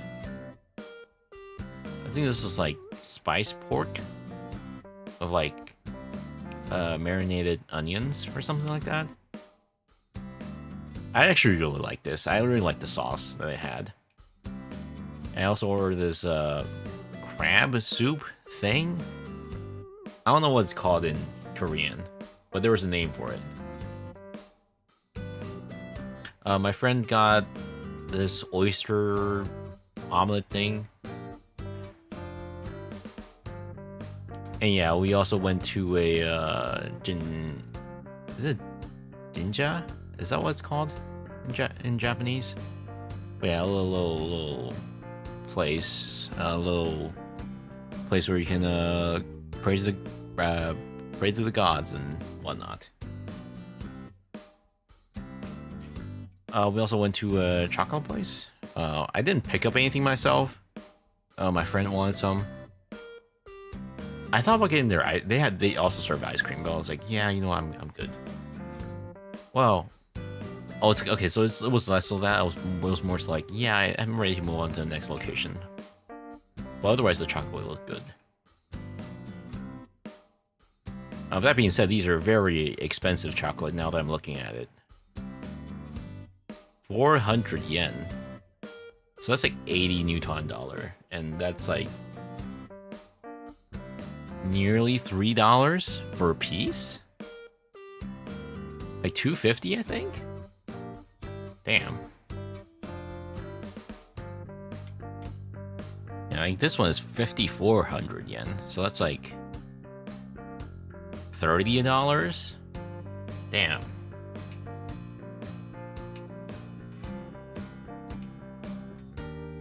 Look, those chocolate chips look pretty good right now. I mean, cookies.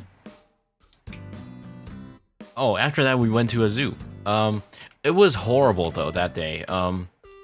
It's hard to see in this picture, but it was actually raining, like, very heavily. This was our last day as well. Well, the second last day.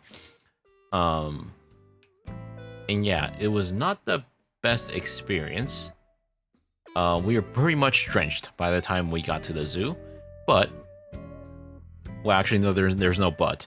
Like, we couldn't really focus on going to the various exhibits because, like, you know, it's outdoor, and like a lot of outdoor exhibitions were also closed as well. Or okay, not closed, they were open, but like the animals weren't showing up because like they were trying to get away from the rain. But there was this bear exhibit that had this huge bear. Apparently, this is a Hokkaido brown bear, and this bear had been around since 1992. So, like, that's...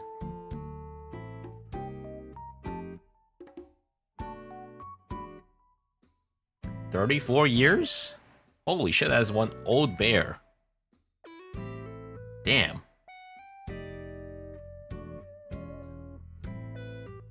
But yeah, this guy was enjoying his meal. I was kind of surprised to see that it was just like it was like evolved vegetarian. It's all vegan. I was expecting like meat or something. There were also penguins outside. Oh, there was a polar bear as well before this. I didn't take any pictures because there was only one polar bear. And it looked like he was not doing his best. As in, like, you know, it was raining. And he was, like, going in and out of the place. So it looked like he was actually stressed out. I hope he's being taken care of well. But, like, he looked very stressed out. Like, you know what some animals do when they're, like, stuck in a zoo and they're like not happy. What they'll do is like they'll keep repeating the same thing over and over again. It was kind of like that. So I don't know. It also could have been the weather. I don't know, because like it was an outdoor exhibit, so could have also been that. Not sure. Anyways, penguin. These penguins were having a much better time. It was raining, but they were like. They weren't even hiding from the rain. They were just like standing around in the rain. I don't have the picture for it. Actually, I think I do. Hang on.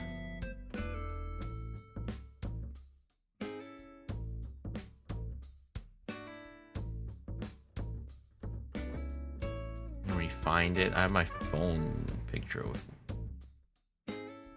Phone pic, which should have it.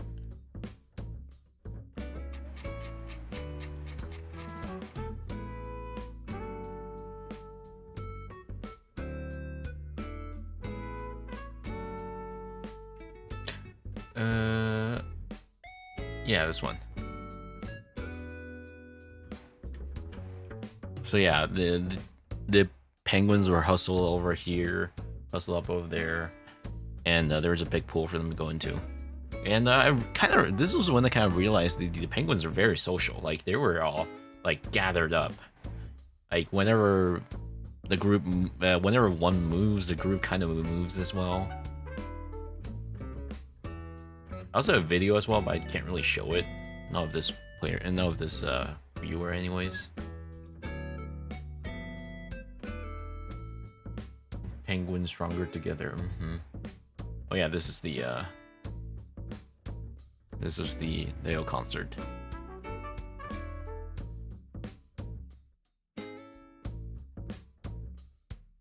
And yeah, this was the finger puppet that I got. Look at it.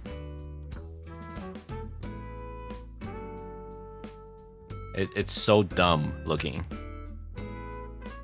I love it.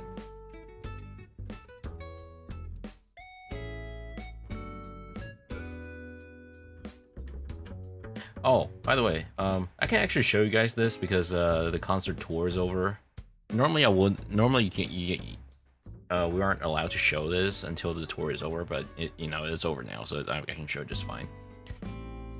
Yeah, this is what the stage looked like before the performance for the Miles concert, and this is what the end looked like. A very fun experience.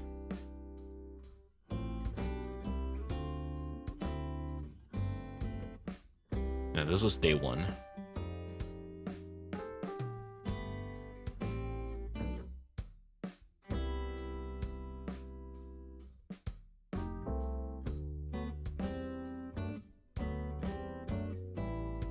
Checking my other photos that I have taken with my phone.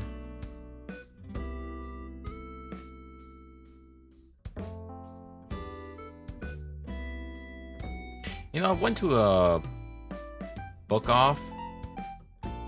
Sorry, hard off. No, book off. It's book off. I went to book. Oh no. This is shit. What's it called? I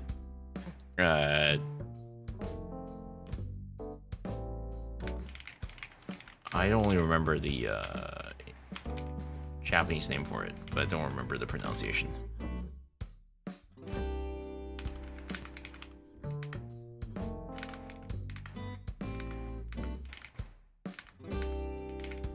It sucks when we have like 5 million different IMEs.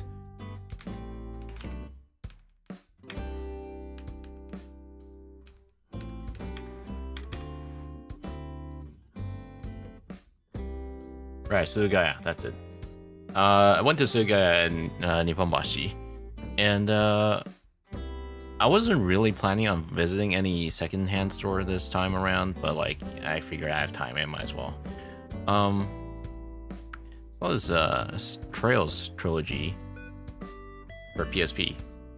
I was like, that's pretty good, but I kind of have those games already. I'm like, yeah, okay.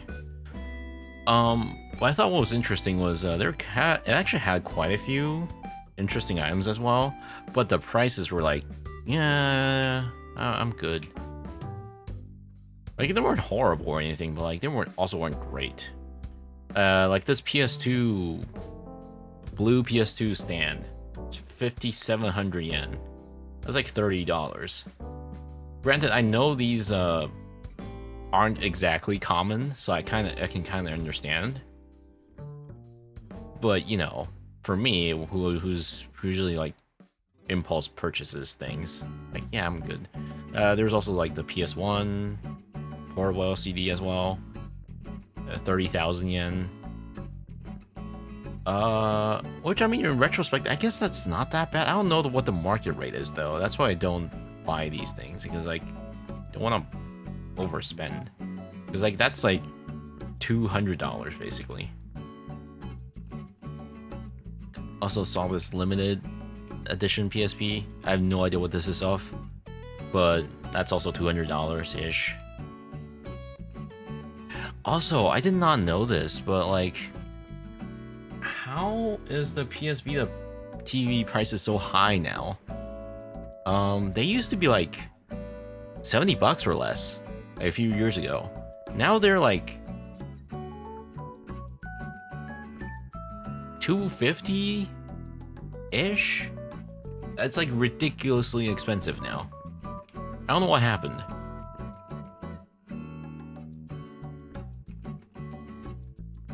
Some suggested it might have been the fact that you can modify it now, but like, I'm pretty sure you can mod a PS TV, like even back in the days. It was even back in the 3.365 days. So that's like 7 or 8 years ago. You can already mod one. So I don't know. I don't understand why it's so expensive now.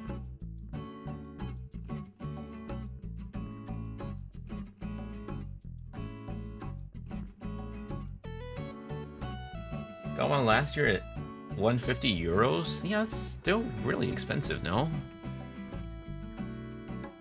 Compared like a few years ago. I don't know what happened. Oh yeah, anyways, for the last day at the hotel, we were like, yeah, it's way too rainy. I think we're just gonna stay indoors. And we ended up calling Uber Eats. Which was pretty good for what it was. This was my first time ordering from Uber Eats in Japan. Which, by the way, did you know people in Japan they do their delivery services mostly on bicycle. That seems like even like McDonald's delivery, they were also doing it on bicycle. And that seems like that'd take a long while, wouldn't it? Compared to something like a scooter or a car. Okay, I can get why no one does this by a car because like car's way too big. But like, I feel like a scooter would be more efficient. They don't at your place? No, people deliver by scooter here. Because like there's so many orders they got run through. There aren't a lot of people that do deliveries by bicycle. There are some, but like it's relatively rare.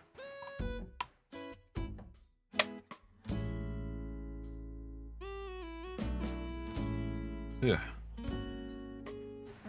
Almost done in the 11th hour. And yeah, we also ordered like a large portion of fried chicken. That was definitely way too much for even two of us, though. We pretty much like almost didn't finish it. Like there was like one piece left. I was like, yeah, I'm good. Oh, dude, you guys have to see this. On the way back, you know, I was at the Kansai airport, and it's been a while since I last went to Kansai airport. And in fact, I've only been to Kansai airport like once before this. It was at a different terminal as well, so I had never been to this particular terminal before. And I was kind of like, so it was like 30 minutes to an hour before boarding. I didn't have much time, so I didn't look around too much. I was like, yeah, I'll take whatever I can eat. I was like to sleep now, but your food picks are so tempting. You really should sleep as well. I mean, I should sleep as well. It's 12:26. We should wrap up here soon. But I have to show you guys this. Yeah, this chicken sandwich. Crispy is gonna yell at me if I don't say chicken sandwich. Look at this. Well, actually, I'll show you guys the sandwich first. What do you guys think of this sandwich? Personally, I think it looks pretty good. There's coleslaw. I added an extra egg on top. That was on me. And then there was a large piece of fried chicken. And here's the thing. The chicken was a little bit tough. It was a little dry as well. So like, it wasn't like the easiest to chew through. And hang on, is that the Popeyes one? Nope, that is a different place. There's a restaurant I had never heard of. But no, it's not Popeyes. Guess how much this is in Japanese yen or US dollars? $12? Are we talking 12 US dollars or 12 Canadian dollars? $9.95? 500 yen? Well, guys, what if I tell you guys this was how much is this in US dollars?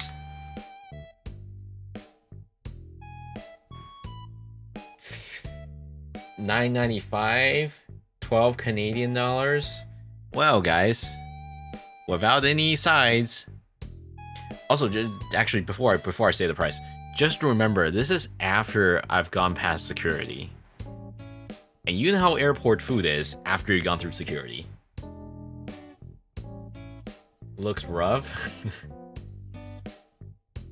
Without size, 541. Yeah, this was 2,500 yen with egg. So 1550 US dollars basically.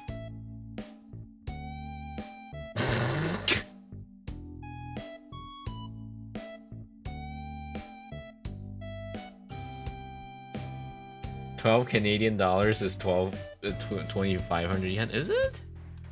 Hang on. $22, 22 Canadian dollars, close enough. That's one hell of an airport tax. Yeah.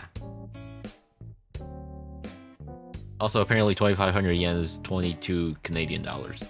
So, good job, Ren.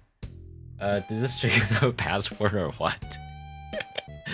Yeah, like, it didn't really occur to me that I was scammed until after, like, I was, like, almost done with the sandwich. I was like, You know, for 2,500 yen, I kind of expected this burger to, like, blow me away.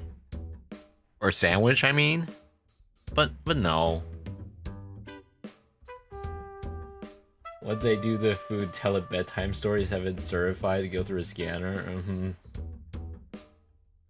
Until you finish, I was like, it didn't taste like 2,500 yen. Yeah, basically. It was like, well, was this worth 2,500 yen? No, not really. Oh well. It's whatever. It was like, an hour before boarding anyway, so in retrospect, I probably should have picked a different place, and I probably would have gotten a better food experience out of it. Like, surely, airport food is expensive, but, like, not all of them should be this expensive, right? Tastes like 900 yen? Yeah, actually, I think, well, okay. At worst, I think this could be 1,500 yen, and I would have been okay with it. But after tasting it, I was like, dude, 2,500 yen, really? Damn, scammed.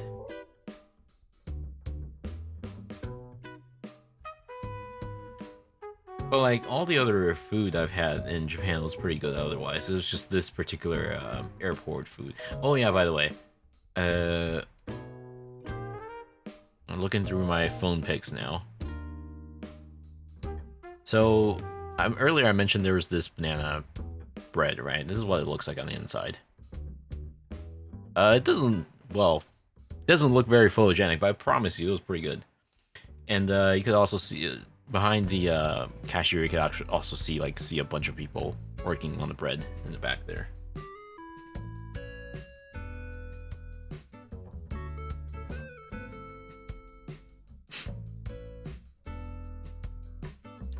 What else is there that I missed?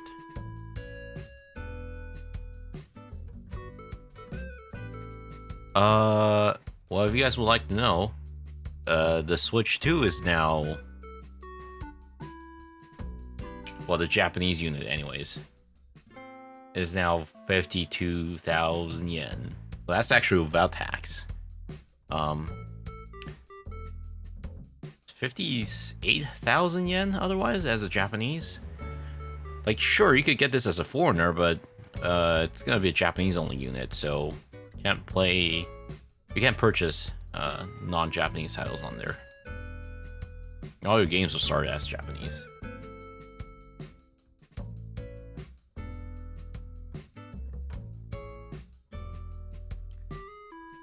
What else?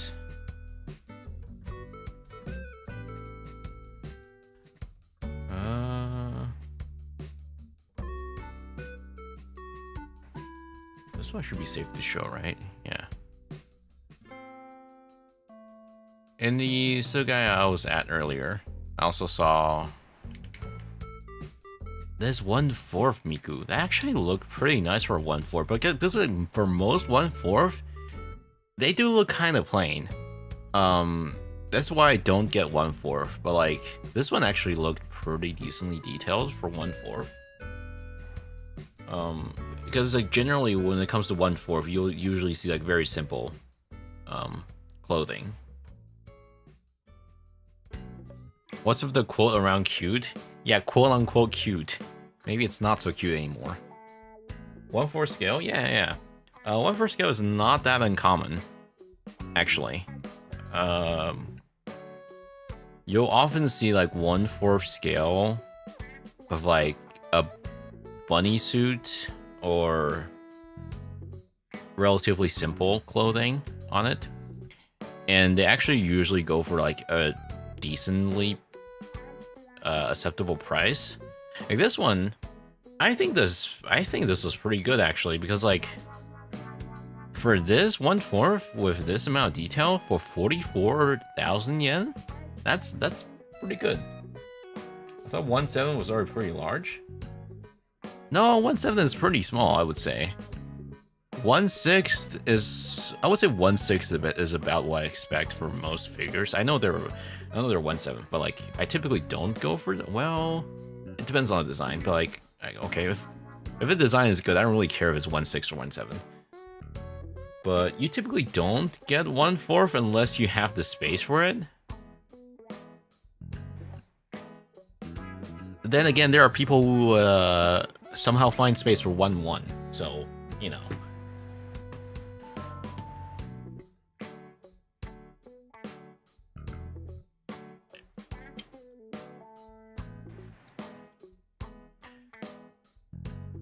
You know, at some point I would like a Racing Miku fig, but today is not one of those days.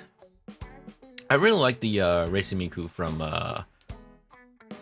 what was it, 2024? The one designed by the Ryza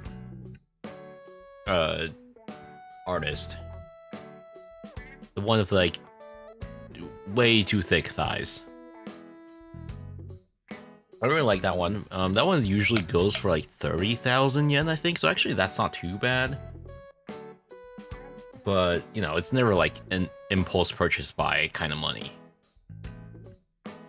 Also, I need to find space for it, so I'm actually kind of out of space already for figures. I mean, I'll find space, of course, if I do buy something, but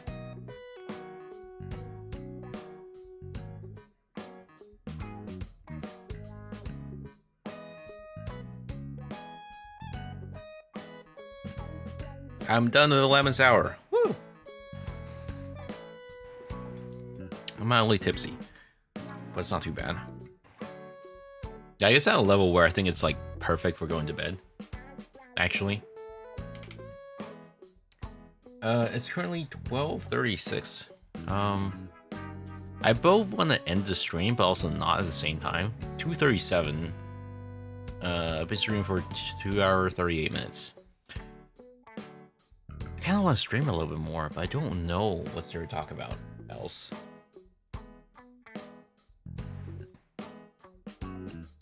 Let me hide this real quick. Excuse me. I'm gonna switch to just chatting, actually. You should let chat plan your next Japan trip. You won't regret it, trust. I mean, maybe. The thing is, when I usually go, well, it depends. If I'm going alone for like a concert, then I usually won't really have a plan. In that case, sure, you guys can actually plan it if you want.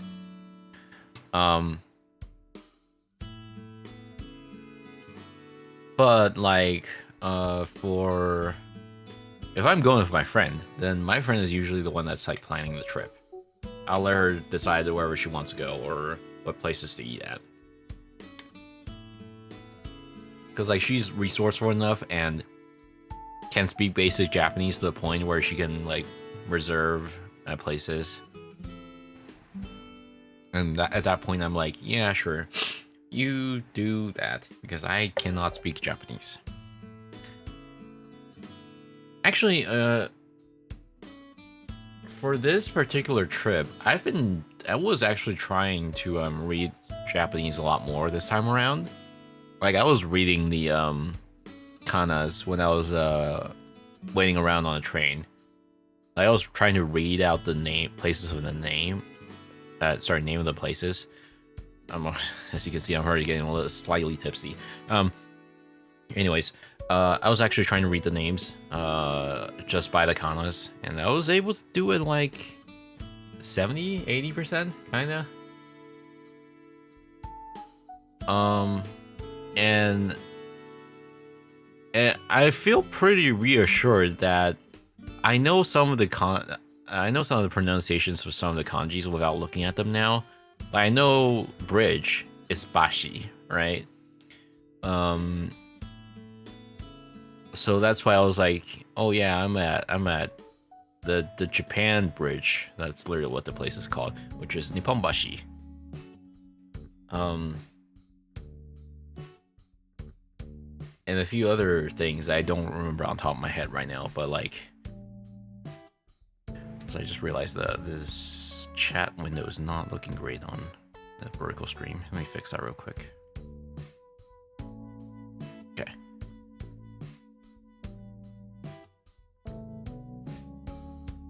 But yeah, still not at a point where I can talk to Japanese, or understand conversations. But it's, you know, at least I can get by walking around. Just not, as long as I don't interact with anyone, you know? Convenience stores I can do because, like, they'll usually just ask, hey, you want a bag for it? I'm like, no, daijoubu, you know? Daijoubu desu. And if I want to pay by card, well, for 7-Eleven, you get to just choose on the screen. It's like, I don't even need to talk. And for Lawson, I can just be like, yeah. Or for Lawson or Family Mart, I can just be like, yeah, card touch this. Like, yep, I'll pay by card. My iPhone. If you hear someone, you can tell what they're talking about. No, not necessarily. I'm not at the point yet. So that's why I still cannot understand some of the clerks and servers and whatnot. Waiters.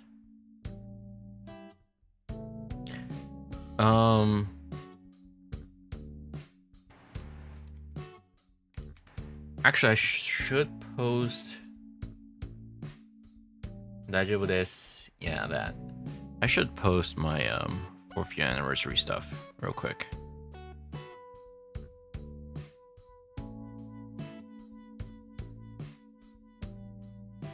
On my socials.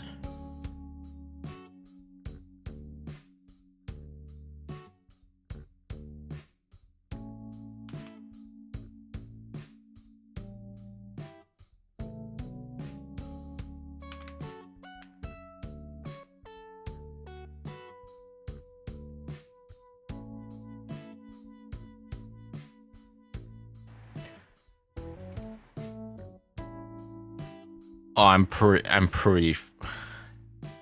So, remember earlier I mentioned that most Taiwanese have Asian flush syndrome. I can never pronounce that correctly for some reason. Yeah, I'm feeling it pretty badly right now. I am pretty red-faced. Pretty puffed up. It'll usually pass pretty quickly though. I need to post. that real quick. Syndrome. Syndrome. Like I can pronounce the word syndrome just fine. It's when I put the Asian flush syndrome together, because like the sh at the end before the word syndrome really throws me off. Like say that 10 times fast. Asian flush syndrome. Asian flush syndrome. Oh my god. Okay, whatever. Wait, don't forget some water. Yeah, I have some tea with me.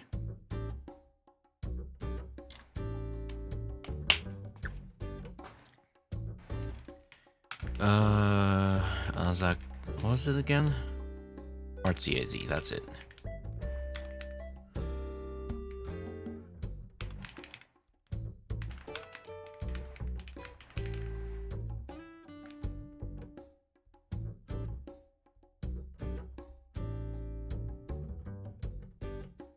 Asian flush syndrome. Asian flush syndrome. It also doesn't help that I'm tipsy right now, right? I need to post the art. Yes, there is.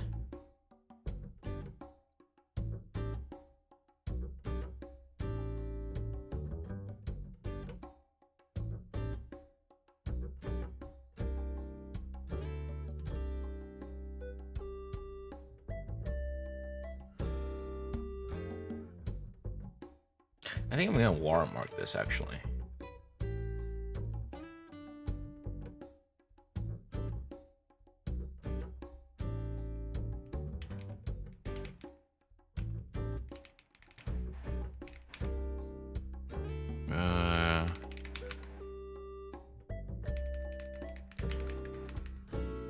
There it is.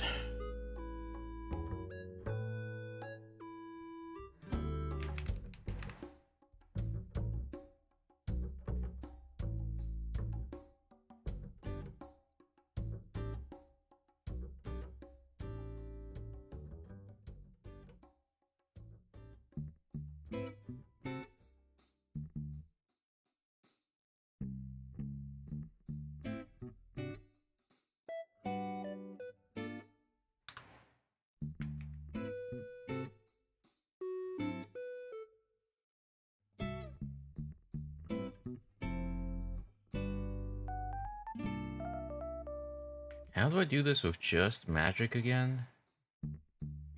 Or image magic, not like literally magic. Magic.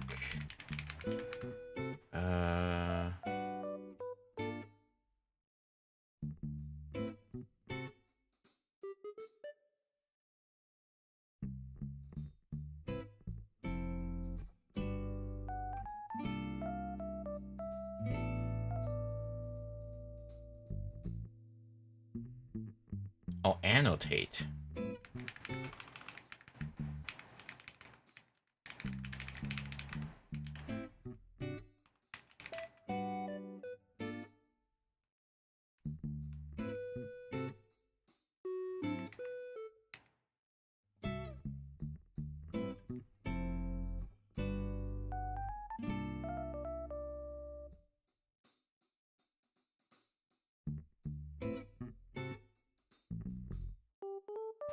Margin X margin. Oh god.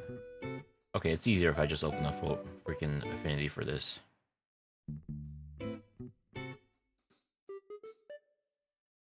So for context, first of all, do you guys know I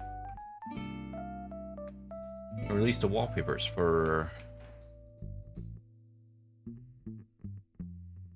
the various telecovers I've done. I've released the covers, the art designs for the wallpapers and whatnot. As wallpapers and whatnot. And specifically I have a script for adding copyright notice at the bottom left. I was trying to reuse that, but I just realized it's not good enough for that. So I'll just do that myself in Affinity. Give me a second.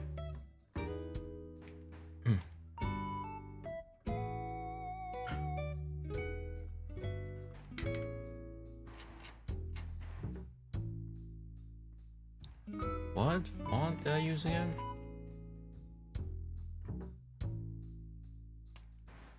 Font. Half.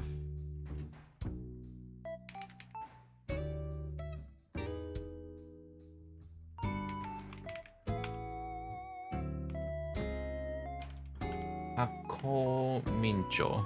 Okay. Hako Mincho, there it is.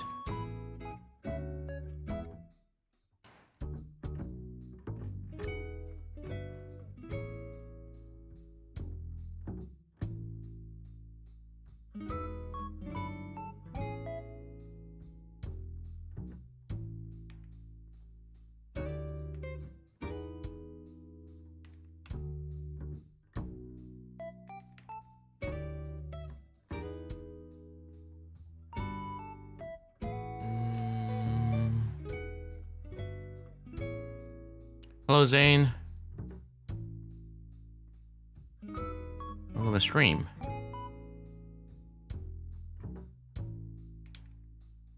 Sorry, you guys won't be able to see what's going on right now, but I can assure you something is going on.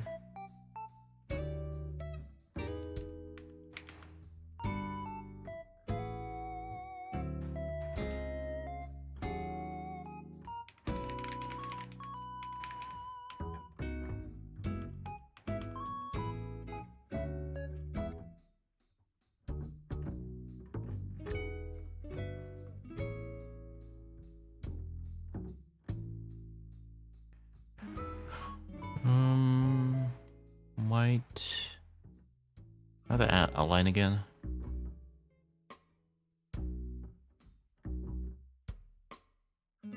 Where's the panel? What?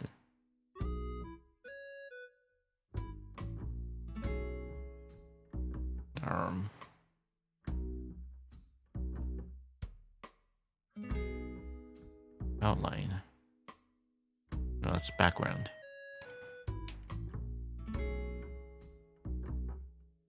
Where is the panel I'm looking for? There's a paragraph panel. Cool.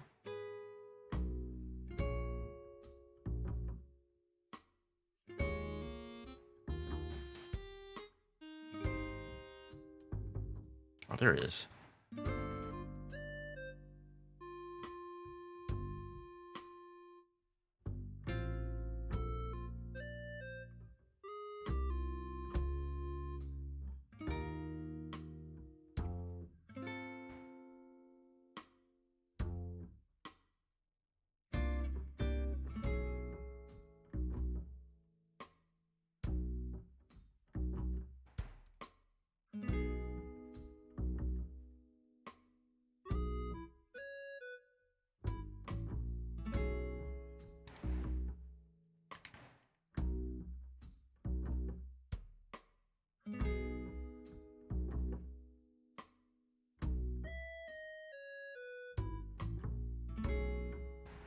Okay, export.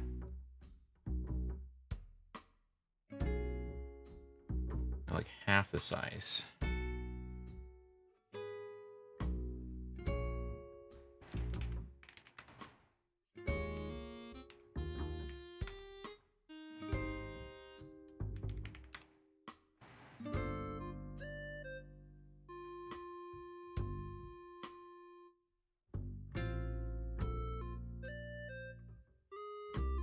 Okay. Now I can post it.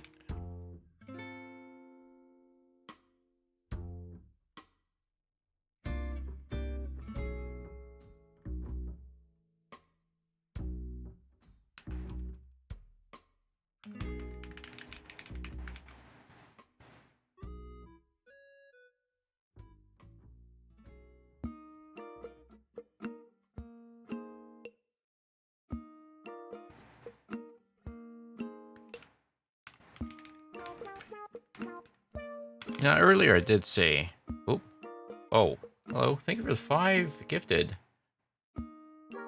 Sorry, I didn't have these sound alerts set up, I think. Is it not showing up? Anyways, thank you for the 5 gifted, Zane.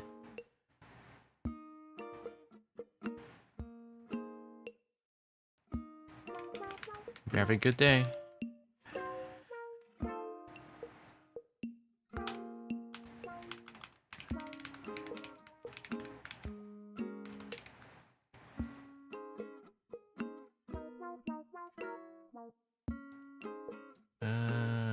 Customize. All right.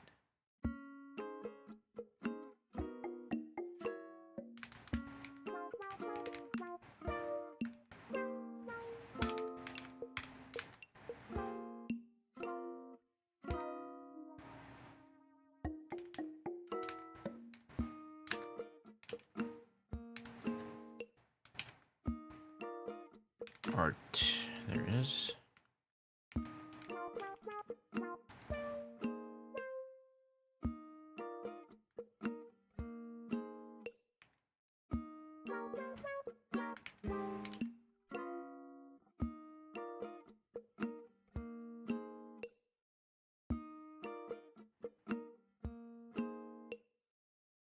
All right, post. Now I can post my schedule. Sorry, post my script on there as well.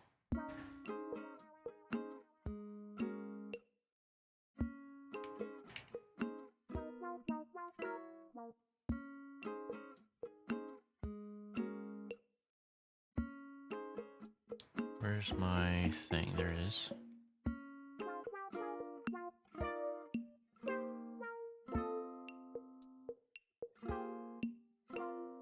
Pin this to my profile.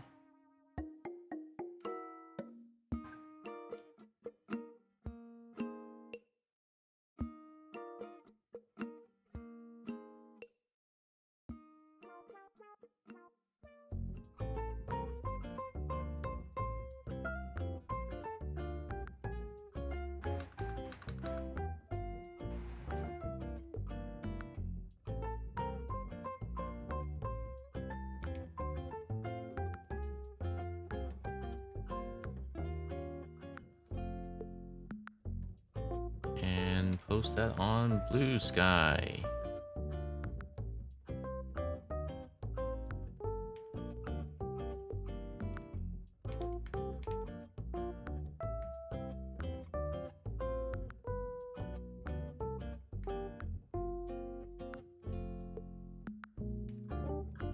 So earlier I did say I was going to show some of the earlier design sketches, and I'll do that in a little bit. Just let me post this first.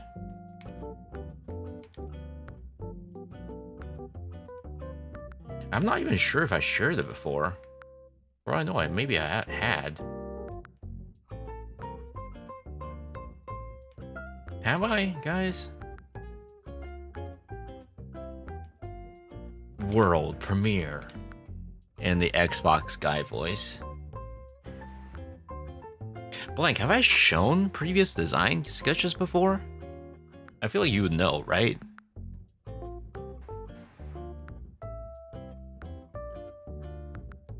If so, cool. If not, I'll show it here.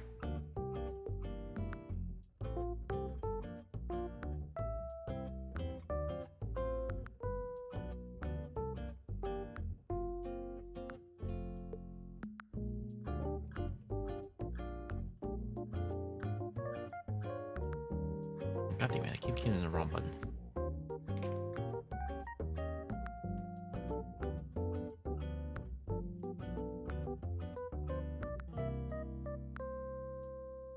Okay.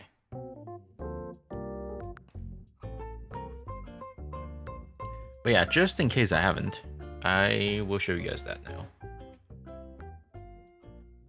And then I can call it.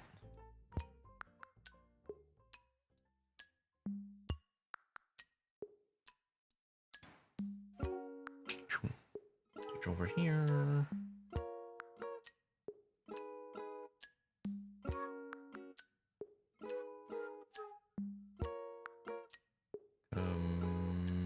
What's it called again? Right, this one.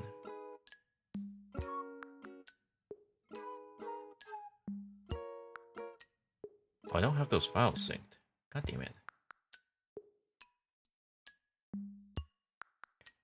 Always keep on this device. And now I should download it. I mean, in the meantime, I can show you guys, I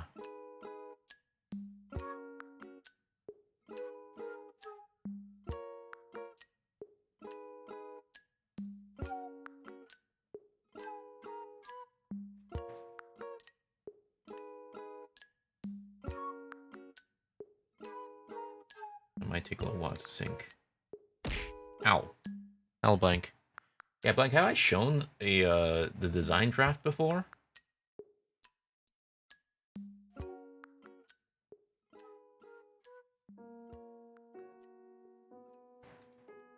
I don't think so. Well, I guess I could show you guys what it was like when I was first coming up with designs for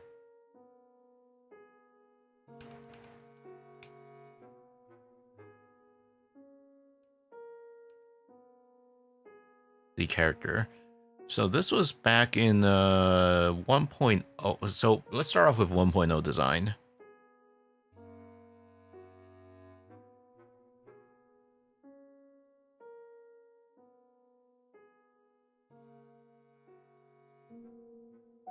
So, I pulled a lot, well, not a lot, but like several references, for when I was designing 1.0. So specifically, uh, I was first looking at, I was like looking through different references for I want for eyes, the clothes. Sorry, I actually didn't have any design. Well, I had some ideas for what I want for clothes. Come up with designs that I and was actually happy with. Now, specifically, I was looking around. This one was being used for the eye reference. So I was looking at different eyes or what could be possible. So just a reminder, this is from 1.0. I was looking at different eye and alongside like eye colors. I was looking at different eye colors at first.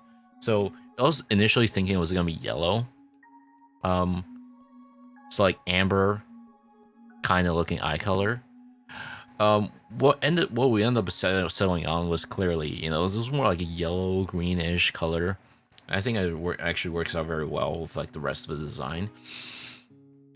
Alongside like the hair design, so I like short hair, kind of like kind of middle, like alongside like bangs onto the side and whatnot.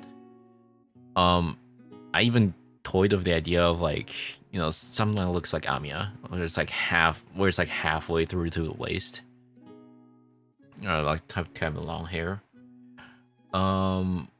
And for the outfit specifically, I wanted like a daytime and nighttime outfit. Originally, the idea was that there'd be a daytime librarian type of outfit, and nighttime be like a more casual outfit.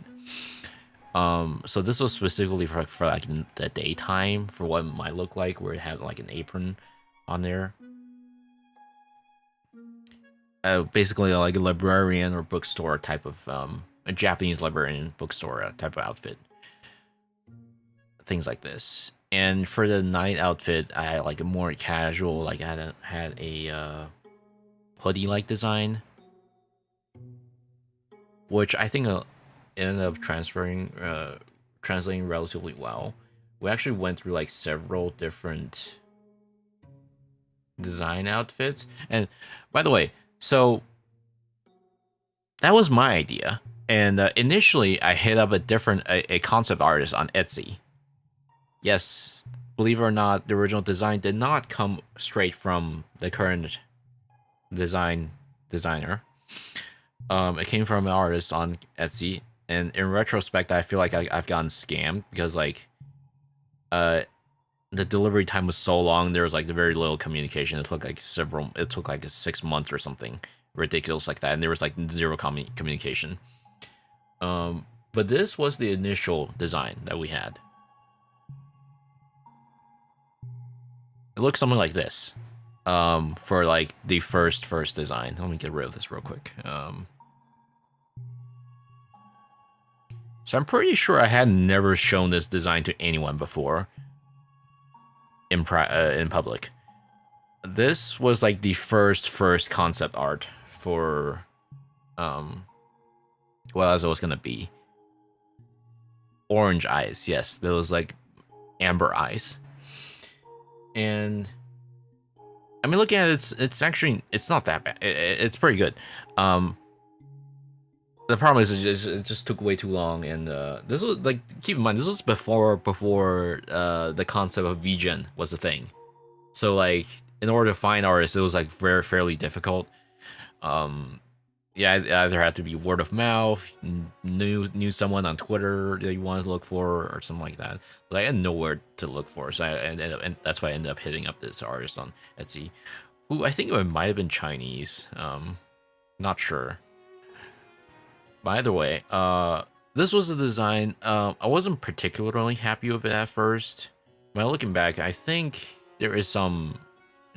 I really like the shading details actually. Now that I'm looking at it, unfortunately, I don't have the name of the artist anymore. This was so long, such a long time ago. I didn't note it down in the design.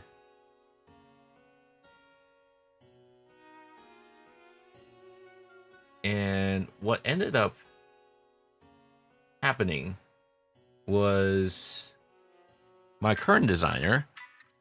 I showed her what I had in mind alongside this initial concept.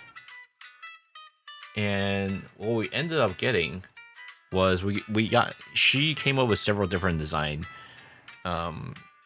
proposals. So for the daytime, we had two different designs. Oh, the one is the left one is the one that you're all familiar with. The right one was the other one that basically I had to choose between these two for the daytime design. There were also like different outfits as well. So there's a version 1, there's a version 2. I'll be honest, looking at them now, I feel like these would be great outfits still. Even moving on to the current one. But like as you can see, there were different design aspects to it all. Like in this version 1, it was a green yellow eye, and the version 2 was more what I had in mind, which is the amber type of looking eye. And the hairstyle as well. I actually really like this hairstyle. I think this would work great as well. Alongside various different night outfits. So these are different ones that we had. Which one was which again? Yeah, this was like the first draft that they came up with, I think. So I went with A. But they were like a few different colors. But like the idea was kind of there already for like the nighttime one. It's just like mild differences. And so we ended up iterating from there for both of these. So I ended up picking A for both of these. And the second iterations was like basically very mild different changes. Like, how would you like your pants section to look? Why does it keep automatically doing that? Do I have slideshow on? Where's the slideshow button? Hello?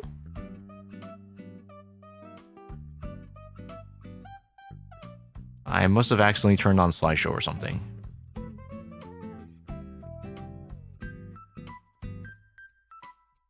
Hello? I'm trying to find the option.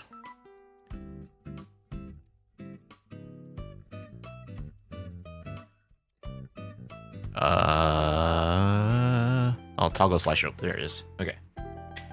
And yeah, we went through different design decisions, and you know, initially the glasses could have been yellow as well as the different eyebrow color. It could have been either gray or pink. Also had a name tag here as well. But yeah, we ended up going with A again. And this was specifically around the time when Xenoblade 3 was about to come out. I was like, can I get a wing toggle? like for a high-end um, classes of people. I was like, yeah, can you also get that drawn, please, as like an item? This is one of the items that didn't make it to V2, 2.0, but you know we still have this toggle from 1.0 days.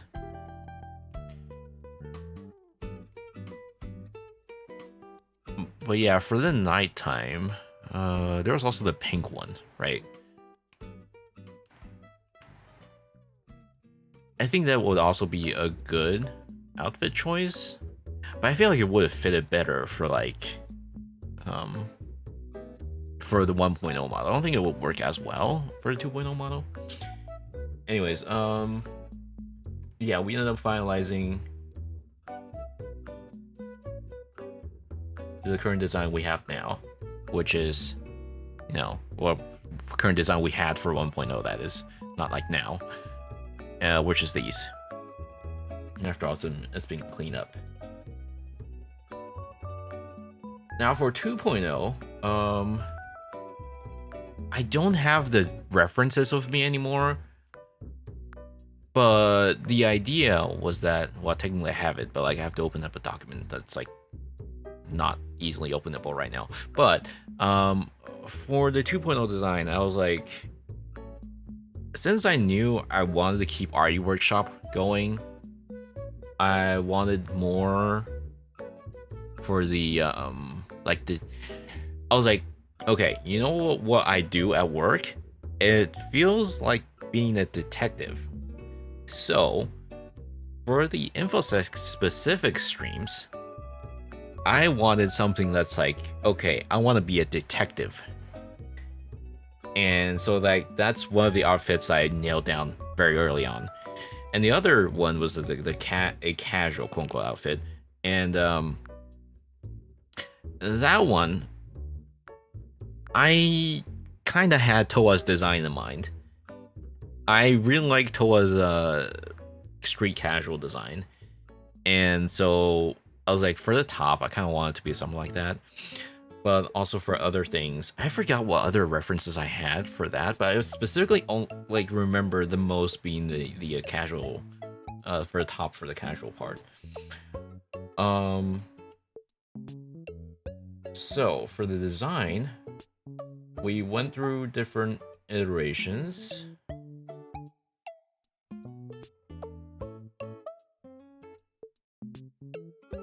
Give me a second.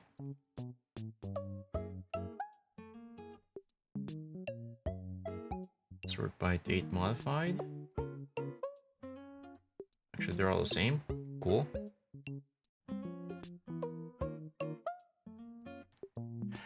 Okay, so initially we went through several different outfits for the casual design. So there was the A and the B one. So A was for the casual, B was for the detective one. We went through, I was like, okay, I kind of like A and A1 and A2. So went through both A1 and A2. I was like, hey, well, I kind of like the cat ears on A1. I kind of prefer the outfit on A2. I also kind of like, sorry, I like the top on the A2. I like the bottom for the A1 as well. I like the little accessory design. So it was basically what we ended up doing was like, it was a mix of A1 and A2. Now for B1 and B2, one of the heavier inspiration was for the detective outfit was, I think you can all guess who. It was Amelia Watson. She was like the big VTuber of like a detective outfit, right?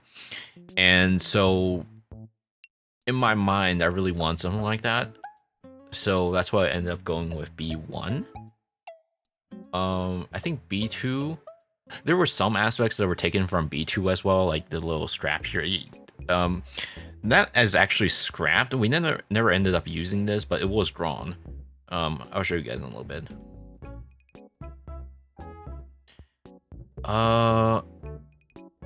And we also had like various different. We later revised the detective outfit more and more. See what part looks right. And yeah, this was like the early sketch for the casual outfit, which is what we have now. And this is what it looks like after it's been cleaned up. And it's pretty much what we have now. There were only like slight differences, like the collar part was ended up being purple instead of gray. Like other than that, it's pretty much mostly the same after it's been revised a few times. And these were different toggles that we had in mind for the detective outfit as well. And you saw this earlier. This is what it looks like after it's been cleaned up for line art.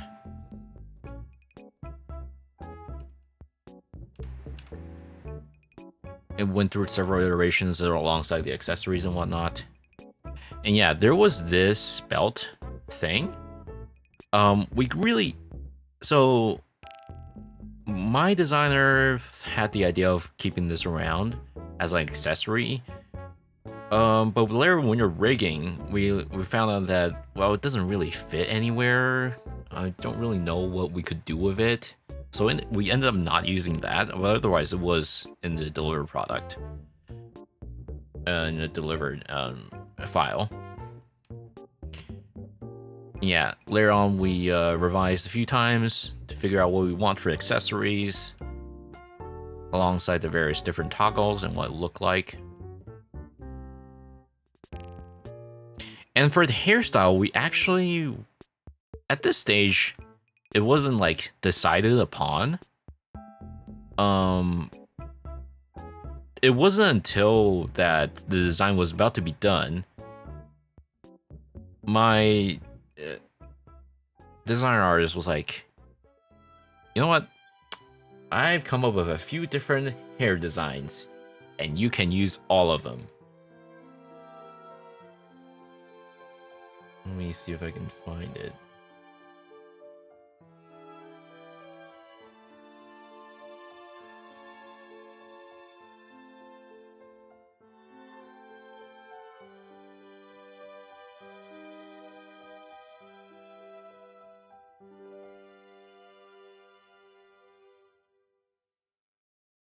Okay, I don't have it with me right now.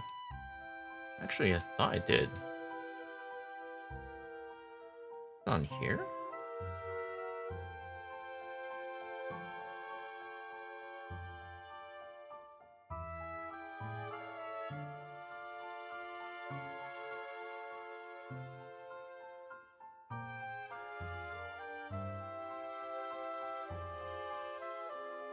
This one?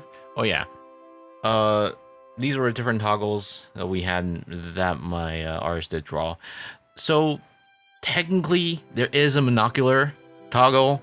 Well, was planned to have a monocular toggle, but we didn't end up rigging one. But everything else is available now.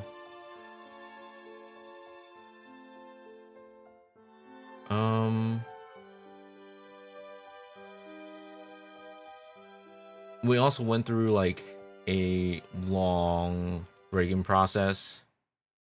So this rigging took, I want to say 3 months or more to finish.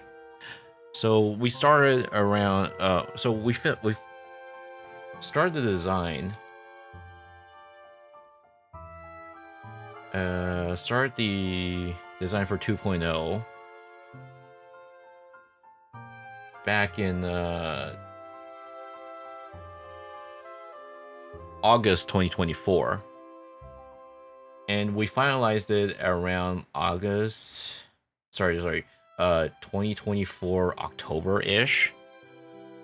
And the rigging process didn't start until 2025 April because I had to be put in the wait list because Kohai was pretty popular.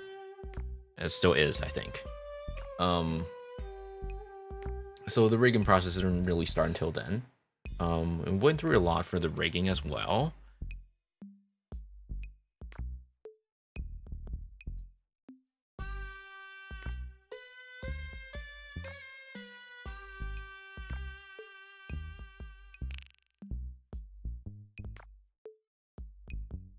I don't know how much of it I can show though.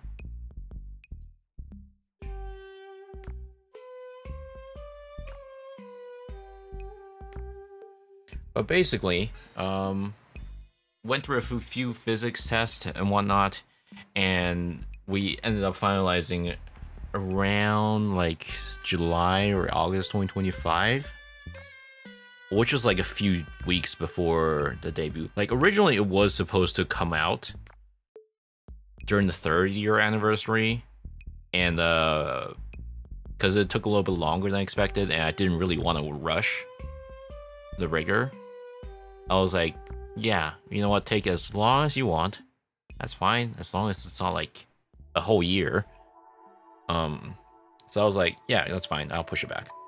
So that's why the debut for 2.0 ended up being like late August or something like that. But yeah, you know what? I really enjoyed how 2.0 has turned out this far.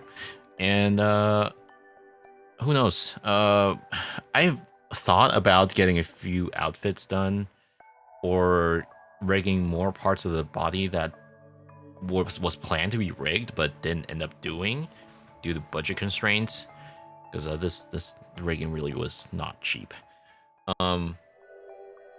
But yeah, that's for future me to decide. We'll see.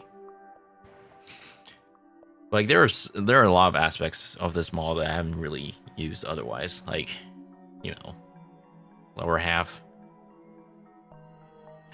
The tail is not rigged. I did think about rigging it, but not right now. Anyways, yeah, I think that's it for today. There's not much else for me to talk about, I think. Once again, 4th year anniversary. Here's many more years, hopefully. I hope I'll be able to show you guys more for the 5th year anniversary. But otherwise, there is going to be a Saturday stream. I don't know what yet. Will either be a Mauer stream or it'll be a driving stream. We'll see. But after that, just a reminder, I'm going to be gone for a week after that, and I'll be back. It's back to business as usual. I think I'll be streaming more regularly in July because I don't have anything planned for July. It's good. All right. Now, with that being said, who can we raid?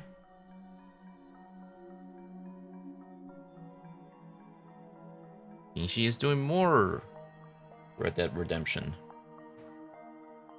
Let's see. Following. Rated you. Yeah, sure. Let's rate her.